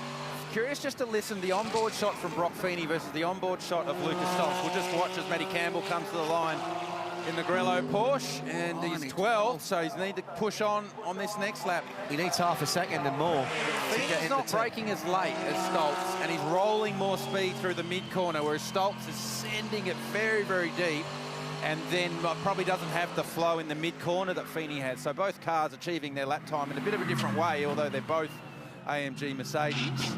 So exactly 1 second now from Brock Feeney in first to Maxi Goetz, who is 10th and on the bubble. This is to make the Pirelli Shootout later on this afternoon. And right now, the Fanatec Craft Bamboo Racing Mercedes AMG is just in. Cameron Waters just out by 0.139 of a second for Scott Taylor Motorsport. And crucially, Matt Campbell in the 912 Porsche, former pole position winner, runner-up last year, is also out. Lee Holdsworth goes 12th and puts Campbell even further down the field. I don't think Goetz is safe. I'm not convinced that Picariello is safe. I'm not convinced Martin is here. At a 12.5, he's got 3/10 of a buffer to Maxi Goetz and Picariello behind him. But this guy certainly has the capability to get much, much further up the order. And his first sector is a PB. 50.2 to the first split. 31.6 to the middle, still giving away half a second to the 22 Audi across the top of Mount Panorama. This will be enough to get him in, but just into the 10. Real estate in the last 3 spots of the top 10. It's going to be prime for the next 3 minutes and 10 seconds. On board with Matt Campbell. Flat through the kink. Now decide when to brake. At 110, and he flows so much speed through the chase. That's where his strength's been here at Bathurst. He's run across the top of the mountain. The way that he flows speed me, it really stands him out against everyone, especially the other Porsche drivers. He can just carry so much more speed. Comes to the line, what does he have? He goes in. He's still going to need more, I feel. And that's the thing, he can't back off here. 2.5 minutes left. And there are still people behind him who have got some green, notably Cam Waters. Cam Waters is on a Cam very Waters strong... on a nice first sector in the 222. Board with Cam now. Sorry, Garth. The Porsches traditionally in history here, they are slightly lighter, to the tune of about 50 kilos to the AMG, so they do take a little bit longer to switch their tyre on to get it better, as Cam just gives Dick Johnson's wall on the outside of the Forest's elbow a little bit of a nudge. So this is quite a good lap from Cam, personal best to the first and second sectors. He's only 1.1 seconds away from the quickest time of the session at a 3.0. Doesn't have to find much to get him into the top 10. In fact, he only needs to find 0.2 of a second. And this that's is not for Paul. Can we just remind ourselves, we're not setting Paul in this session. Round of applause for Brock Feeney down at 888, because he's done an outstanding job. The only guy into the ones all weekend so far. Is Waters in or out? Doesn't have to find much time. Where does 222 go? Stay. Oh! The last corner, the car was really edgy at the last corner. Did you see how long he took to go across to the left-hand side of the road after he'd come out of the BMW M elbow, so that he was putting his little lock into that car? He didn't want to scrub any 1/10 of a kilometre an hour off that car. Matt Campbell's about a 1/10 up on where he was this time last lap. So a little bit of improvement. He's just looking to be safe now. Almost everyone ahead of him is in pit lane. So it can only be improved, and he just gets it stopped in the braking zone, up the hill into the chase. Where does this put Matt Campbell? He's 9th, he's in, but he'd like a little bit more buffer zone. He'll get one more opportunity if he wants it, but it really needs to be this lap for Matt Campbell, and it's an improvement to 2:02.56, and it just pops him up one more spot to 8th. His teammate, Alessio Picarello, sits 10th. He's on the bubble. So it's only Cam Waters or Lee Holdsworth who can bump anybody out now, and Matt Campbell is, I think he's going to be all right, isn't he? Because even if both of those two got in, there's 2 people behind him. Could be Holdsworth. This is quite a good lap from Lee. Yeah. And Waters still going on with it. So Cam is on Conrod at the top of the hill now and has set a personal best lap time to this point. Pit exit in 5, 4, 3, 2, 1. Checkered flag, close pit exit. To make the shootout, Lee Holdsworth, former Bathurst champion in the 1000. Or goes to 12th. Exactly a second away from the quickest time. So it's all down to this guy, Mildura's Cameron Waters. He spent the summer in a sprint car on the dirt tracks of Australia doing really good things. Can he get his car into the shootout for Scott Taylor Motorsport? He's not leaving much on the circuit, is he? The way he hustled it through the final corner. Improves, but his lap time, but not his position. So Holdsworth missed the shootout by less than a 1/10 of a second. Waters was a 1/10 of a second to miss the shootout by. Matt Campbell, by the way, still pushing on. Done his 2 personal bests on this lap, and this is fact-finding for 4 o'clock this afternoon. Yeah, it is. And I do wonder whether he got in the car with 15 to go, really got cracking with 10 minutes to go. The pole shuffle session is a 15-minute session. Yeah. So, and he may actually be able to improve into the top 5 as well. That's that's another point, because you run in the different group, 2 groups of 5 for the pole shuffle. So what does Matt Campbell have for us? Oh, so late on the brakes. I still don't understand how he's got time to get down through all the gears in the braking zone. He brakes that late. Matt Campbell goes to 6th, so he'll be in the first group out of the Pirelli Pole Shootout. 2:02.37. Brock Feeney watches on. Provisional pole position for that man. Continues his very strong qualifying form in the AMG Mercedes here at Mount Panorama. So an incredibly close field, and these are the top 10 that will take part in the Pirelli Shootout and battle for the Alan Simonson Pole Award this afternoon. Great lap, Brock Feeney, the first into the ones all weekend. Lucas Stoles did the job for Sun Energy One Racing to go second. Less than a second covering the top 10 cars, and it's even closer just outside of it. Those that were on the outside looking in. So Maxi Goetz just misses the shootout by 37 hundredths of a second. And Lee Holdsworth, that's a really good job from that team as well. Cam Waters, they threw everything at it. They're in a much better position than they've been all weekend. And Glenn Wood, if it wasn't for all that excitement at the end, one of the performances of qualifying today to end up 14th from the bottom 50% in vastly different conditions, not particularly conducive to ultra lap times. They've done a great job, and that is a class pole position for them as well. So well done. Well, what a session, and we've still got more to come this afternoon from Mount Panorama that highlights part 2 of qualifying. Repco Bathurst 12 hour.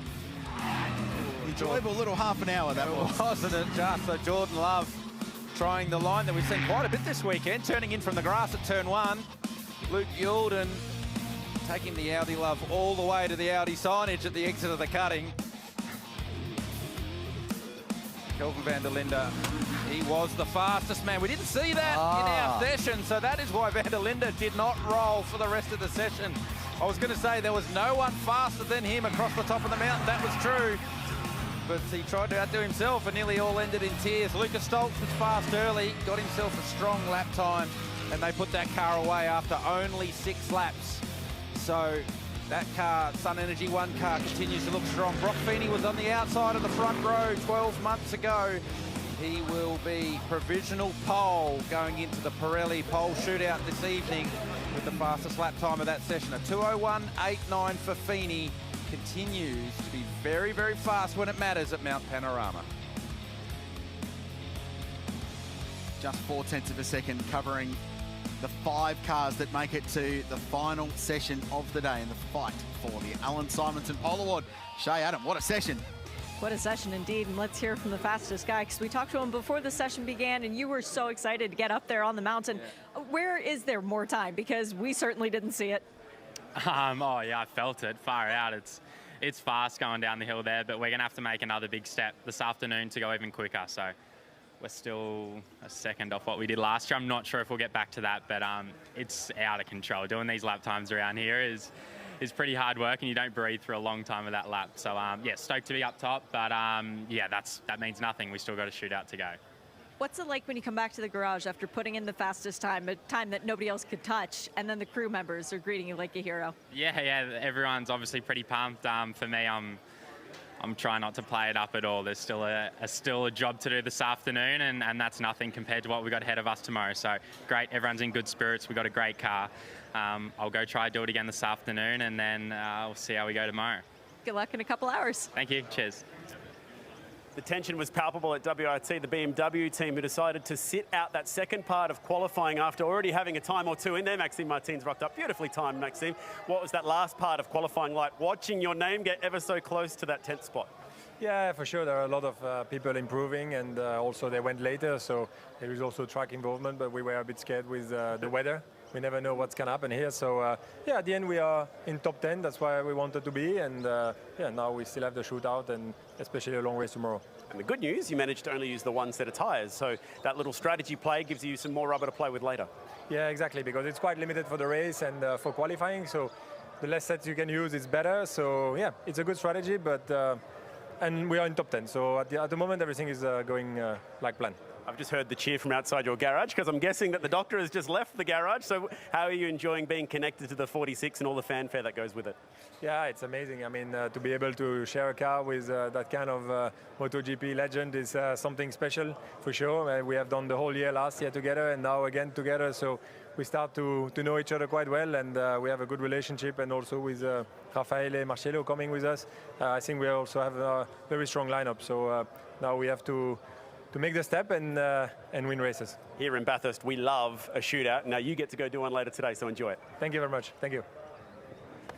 Well, Matty Campbell, great to have you back at Bathurst. Hey, talk us through that session, because you didn't start. You gave your teammate Gervin some laps there, and then the pressure was on to get into the 10.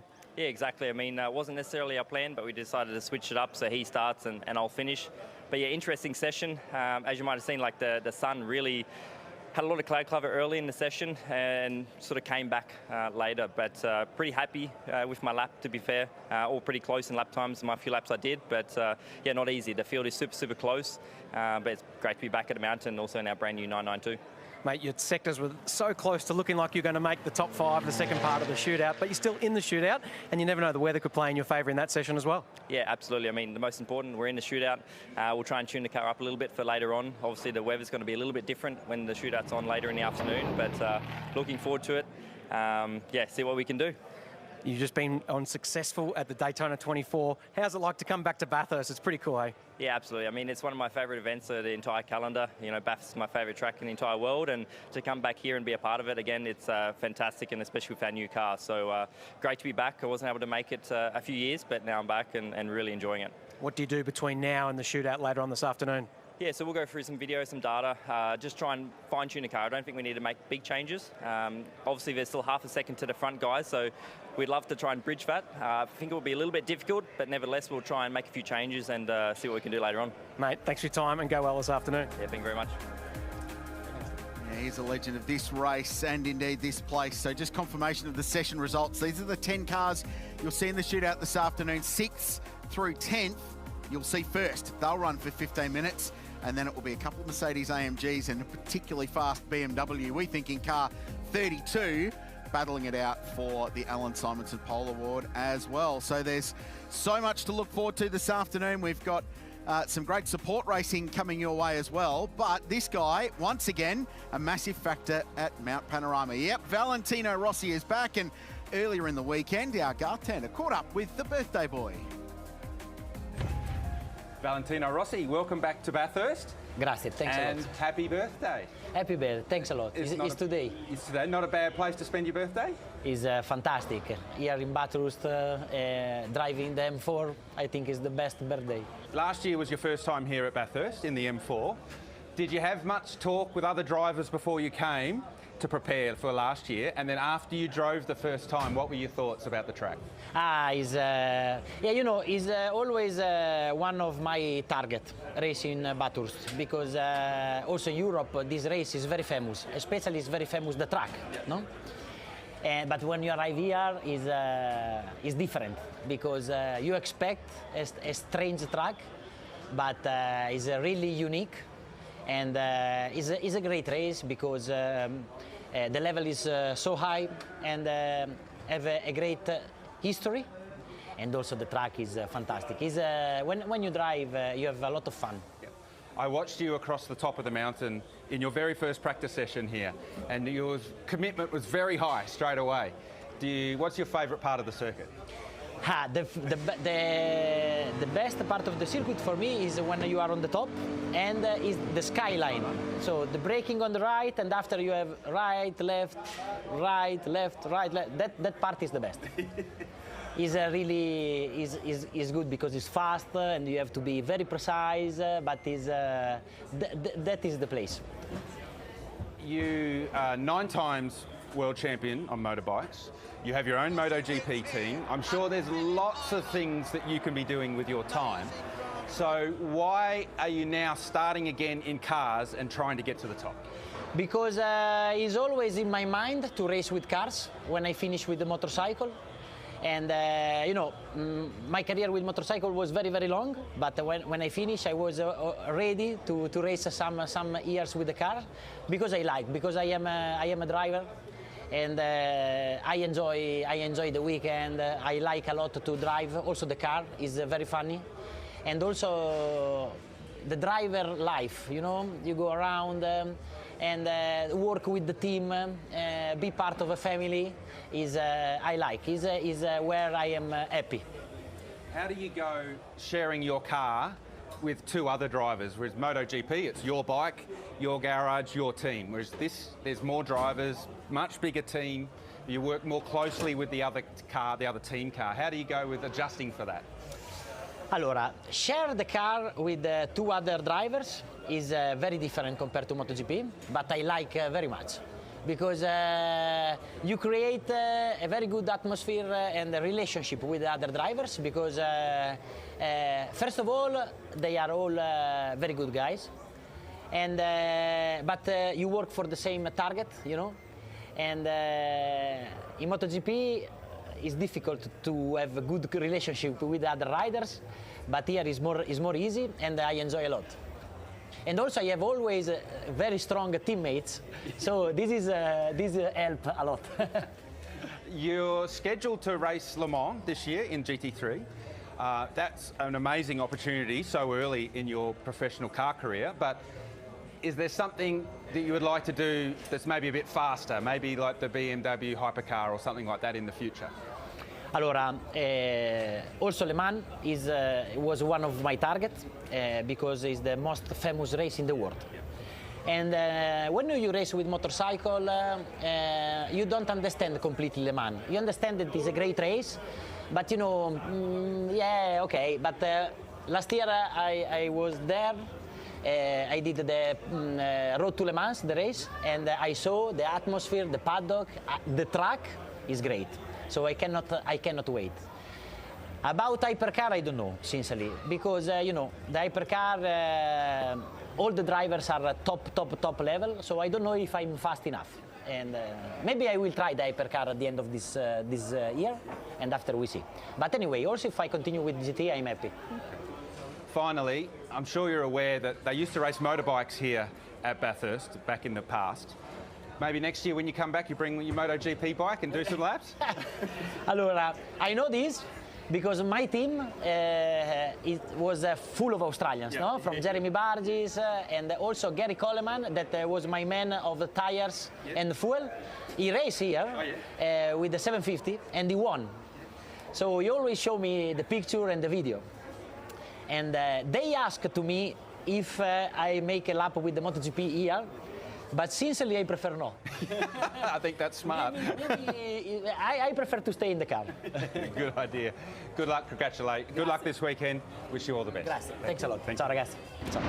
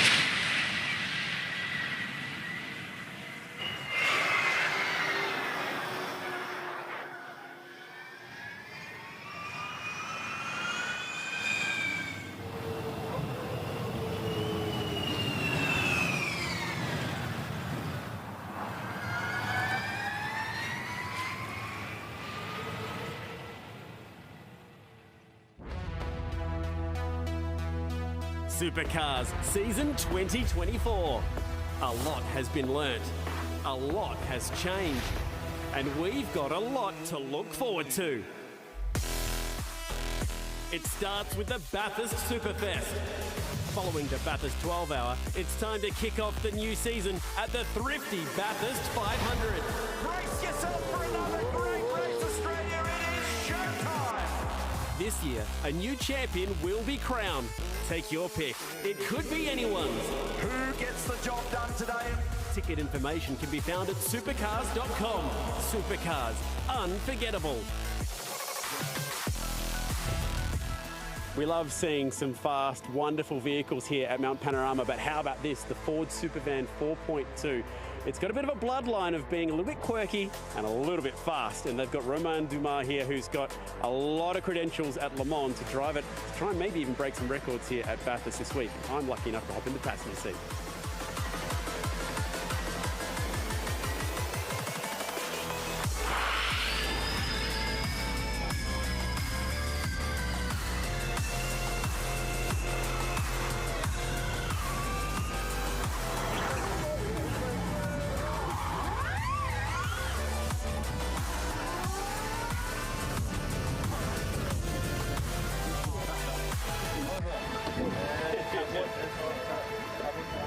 That was the biggest four-wheel burnout ever, biggest EV burnout ever. That thing was so cool. Romain was like, do you want to do burnouts or do you want to go fast? I was like, let's do burnouts. Oh man, that is so cool. That's 2,000 horsepower for you. You see the size of the licorice straps we left on the front straight? Absolutely massive. Sri, that thing's badass, man. Romain, this is something completely new for Bathurst, completely different for yourself, given your amazing history in sports car racing. Tell me about the Supervan. Well, it's 2,000 horsepower. As you can see, it's quite big. You know, it's for sure a little bit heavy, but it's really fast. We drove it last year the first time in Pikes Peak. I think we were all impressed by the lap time we were able to achieve. And so it's really the first time now on a racetrack, like for sure on top of that here in Australia, but you know, on a pure racetrack like that. So we will see. Two things. One, how do you think it'll go around a full lap here at Mount Panorama? Well, you know, on a fast section, it will be very fast, definitely. We know about it, but for sure, on top of the hill, when it will be very narrow, as we all know, for sure, as you can see, will be a kind of challenge. So let's see. I have really no idea about what kind of, you know, performance we can achieve, but for sure, I think it will be you know, when you see it the first time, you are already impressed, but you will see when it's driving, when it's on the road or on the track, it will be even more impressive. Sriram, the Supervan has arrived. Can you just tell us a little bit about the package behind you? It is incredible. Yeah, so this was originally created for our Pikes Peak attempt last year, where we set the open class record. And this is pretty much the same thing with changes for Bathurst specifically for the track. So power changes, aerodynamics changes, and then of course there's strategies that differ when you get down to the nitty-gritties of setting up a vehicle. But yeah, otherwise that's the origin of this. And the origins go back even further because the Supervan has a historical story with Ford.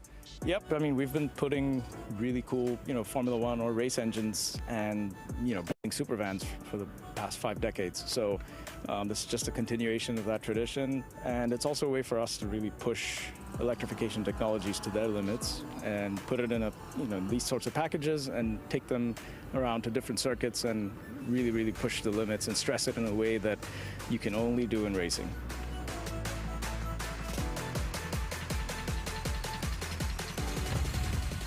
Really cool initiative from Ford Performance to bring Supervan 4.2. It's a program with great history to Mount Panorama.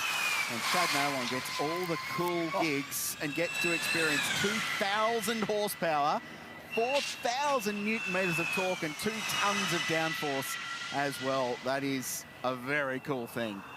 It's just how instantaneous the torque is when you're inside the thing. It's amazing. The first thing I noticed when I hopped in the van was just how wide it is. It's a proper van. You can do deliveries in the thing.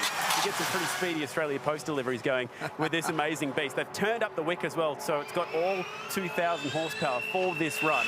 And with a burnout that big, I want to know if anyone's seen Romain Dumas and John Force in the same room at the same time, because that was a proper drag racing burnout. That left not 2 but 4 giant licorice traps on the start line, because it was a proper 4-wheel burnout. There was smoke pouring in from where the dashboard would have been on this thing. I've never seen anything like it. They clocked it, guys, at 314 clicks the other day at Eastern Creek. Have a look at this thing eat down Conrod. Man, that's fast. What was the sensation like, Chad, when you launched with Roman alongside you? Well, I wasn't sure what to expect, Rich. I thought it was going to pin me back in the seat, but what got my attention was just the sheer size of the burnout it did. I don't think me or Roman were expecting it to light up the tyres quite like that. And so we got to the end of the straight. They put a handbrake in it just so he could do handbrakies with me in there as well, which is a very nice touch from Ford. So thank you to Spirim and the team for that one. But then we spent the entire time trying to open the doors and trying to wipe all the smoke out, because it was possibly the world's biggest four-wheel drive. Certainly the world's biggest EV burnout that I think's ever been recorded on planet Earth. So very lucky to be in the passenger seat for that one. Nice work, Chad Nailon. Between the private jets and super vans, you're having a pretty good weekend here at Mount Panorama. Lovely stuff, and really cool activations from Ford Performance to get involved in an event like this, of course, with a GT3 program on the way as well. But gents, they haven't been the only cool car doing demo laps at Mount Panorama. No, because earlier on this morning, we had a celebration of Mercedes-Benz and AMG 130 years, and Gilles Gounon took out what I suppose, Garth, you would call the ultimate iteration of the AMG GT. Yeah, I mean, this thing, it looks like a GT3 car, but in no way whatsoever is it a GT3 car. More downforce, big rear wing with DRS, carbon brakes, super special tyres, big horsepower coming from that car, and the lap time that Jules Gounon managed to do in it was seriously impressive. The lap board, the pit board gives away the lap time what it did. That was pretty cool to watch. And apparently over 300 kilometres per hour down Conrod as well, which is really cool. Christoph Sagemüller, head of AMG Mercedes Motorsport, has come out for a chat. I love just looking at this car. We see the lap time, Christoph. Can you give us a bit of a background for the entire project and why you're here at Mount Panorama today?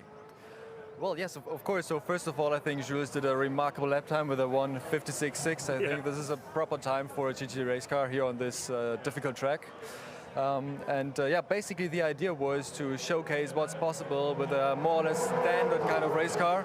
I mean, as you know, due to homologation and attending into different racing series, you have to follow certain kind of limitations in terms of BOP with weight, aerodynamics, but also power of the car. So, and as I said, the idea was to really take this car and just lift it up to what it's capable to do in terms of aero power and also weight, and see where we end up. Now, it's got the number 130 on it. That's typically a very unusual number to see in motorsport, but for this car and for Mauro Engel as well and the guys at Group RAM, that's a very special number to Mercedes this year. That's true, and it's also a special year for us. So this year's the 130th anniversary of Mercedes-Benz and AMG Motorsports. So it's a very, very important year for us for the whole heritage. So we thought it's nice in kicking off this year and the communication around 130 years with this record lap here at the Mount Panorama. How good is that? Thank you very much, Christoph, for the chat. I want to take our viewers very quickly down to the back of the car, because if anyone wanted to know how hard the man from Andorra was driving, check this out on the rear wing end plate. Going up through Reed Park, he left a little bit of BP Ultimate on the side of this amazing AMG rear wing. What a lap that was from Jules Gounon. He pushed it to the extreme limit up through Reed Park. Have a look at that. There is nothing in it. And at the speeds he was going, that was very close to a huge moment in this unrestricted AMG GT3 with some extra little aero modifications that give it away that this is a very, very special Mercedes AMG. Nice work, Chad. Yeah, gives it demonstration a whole new meaning, doesn't it? Outstanding stuff. Well done to Ford Performance and Mercedes AMG. Well, the Repco Bathurst 12 Hour kicks off the Bathurst Superfest, and one of the things that has become a great tradition of this event is Track to Town, and on Thursday, all of Bathurst turned out to check it out. Become such a highlight of the Repco Bathurst 12 Hour. The Track to Town, we cure the cars up, we send them for a lap of this amazing circuit. And then how about those images, watching them drive down public roads all the way to downtown Bathurst, and a huge crowd ready to greet them all, and the drivers with some autographs as well. Shay, we love this part of the event. It makes me know that the event is absolutely on. But for you, do you get to see this sort of thing anywhere else in the world? Well, you get to see it now at more and more events. Not the cars actually driving themselves to the event, though. That is something special, and especially taking a lap first. I want to pick your brains, mate. A few entries in this field right now. We've walked past the brand new Porsche that we've not seen in the country before. What have you learned seeing that thing on track so far? It is good in 12-hour races. One took victory in the 12 hours of Sebring last year in the IMSA event, so we know that they are good for longevity, very quick cars, and especially when you put guys like Lawrence Vantor and Matty Campbell behind the wheel, that is a serious contender. Oh, and it's Grello, by the way. You're not going to be able to miss it. Yeah, it is the brightest car in the field. We've got a few local entries to watch out for as well. This is one that I know a lot of fans are going to gravitate towards. If you put Craig Lowndes in anything here, doesn't matter if you're from America or from Australia, you know what a legend that guy is. There's just so many particular Mercedes-AMG GT3s popping up everywhere now. And this one in particular is super special. It's number 130 for a reason, celebrating 130 years of Mercedes-AMG racing. When you've got people in this car like David Reynolds, very well known for being a fast guy in anything, especially in a Mercedes now. Felipe Fraga is not a name that a lot of Australians will know. He's a 3-time IMSA champion, very established driver, been with Mercedes for a while, but it's the first name on the car, Mauro Engel. He's the defending Alan Simonson Pole Award winner. Yes. He is a 2-time pole winner, looking to be the first ever 3-time. When we get towards the front of the queue, we get close to the BMWs, you start to get a bit of a feeling as to why there's so many people queued up at that autograph session over there. It's the BMW colors, but then you've got the bright yellow to accentuate it. That's because, once again, Valentino Rossi is back at the mountain, and the 7-time MotoGP champ really coming into his own as far as motor racing is concerned, because Valentino won at Le Mans last year. Yeah. It was a sport race. That doesn't matter. The man is amazing in a car, and especially with Maxime Martin and Raffaele Marciello, a guy we've long associated with another brand, in his car. Oof, they're definitely the favorite lineup in the field. So many good combinations to watch out for, and they're all queued up over there signing some autographs, so let's get a quick chat. We talk about the international presence here at Mount Panorama, and Ross Gunn is a guy who's raced everywhere around the world. You've never been here before. When the weekend kicks off like this, with this kind of festival atmosphere, what does that tell you about what you've gotten yourself into?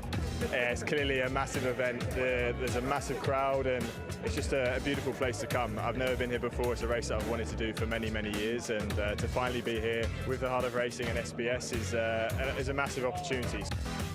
Your first lap around the track ever was at a very reduced pace in the race car in street clothes. What kind of mentality is that like? Yeah, that was pretty strange to be honest. I've done countless hours on the simulator, but nothing really replicates to driving it in real life. Great to have Kelvin van der Linde back in our part of the world once again. We've missed you the last few years here at the 12 Hour. Great to have the track to town back. Look how many people there are at today as well. It's just the pre-event vibe. Yeah, it's always great. I mean, Bathurst 12 Hour is on the bucket list for so many international drivers, for the locals as well. As you can see, it's still, you know, the passion is there. You can see all the fans are loving it. So really excited. It's a tradition of the beginning of a Bathurst week. So really excited to be here, and can't wait to get going. I said earlier that Mauro Engel's a guy with some unfinished business at this place. I think you're top of the list for unfinished business here, huh? Yeah, definitely. I mean, always had a good crack here. Been in the mix so many times, but never really been able to pull it off. So hopefully this year we have more fortune. Good luck, mate. Thanks a lot.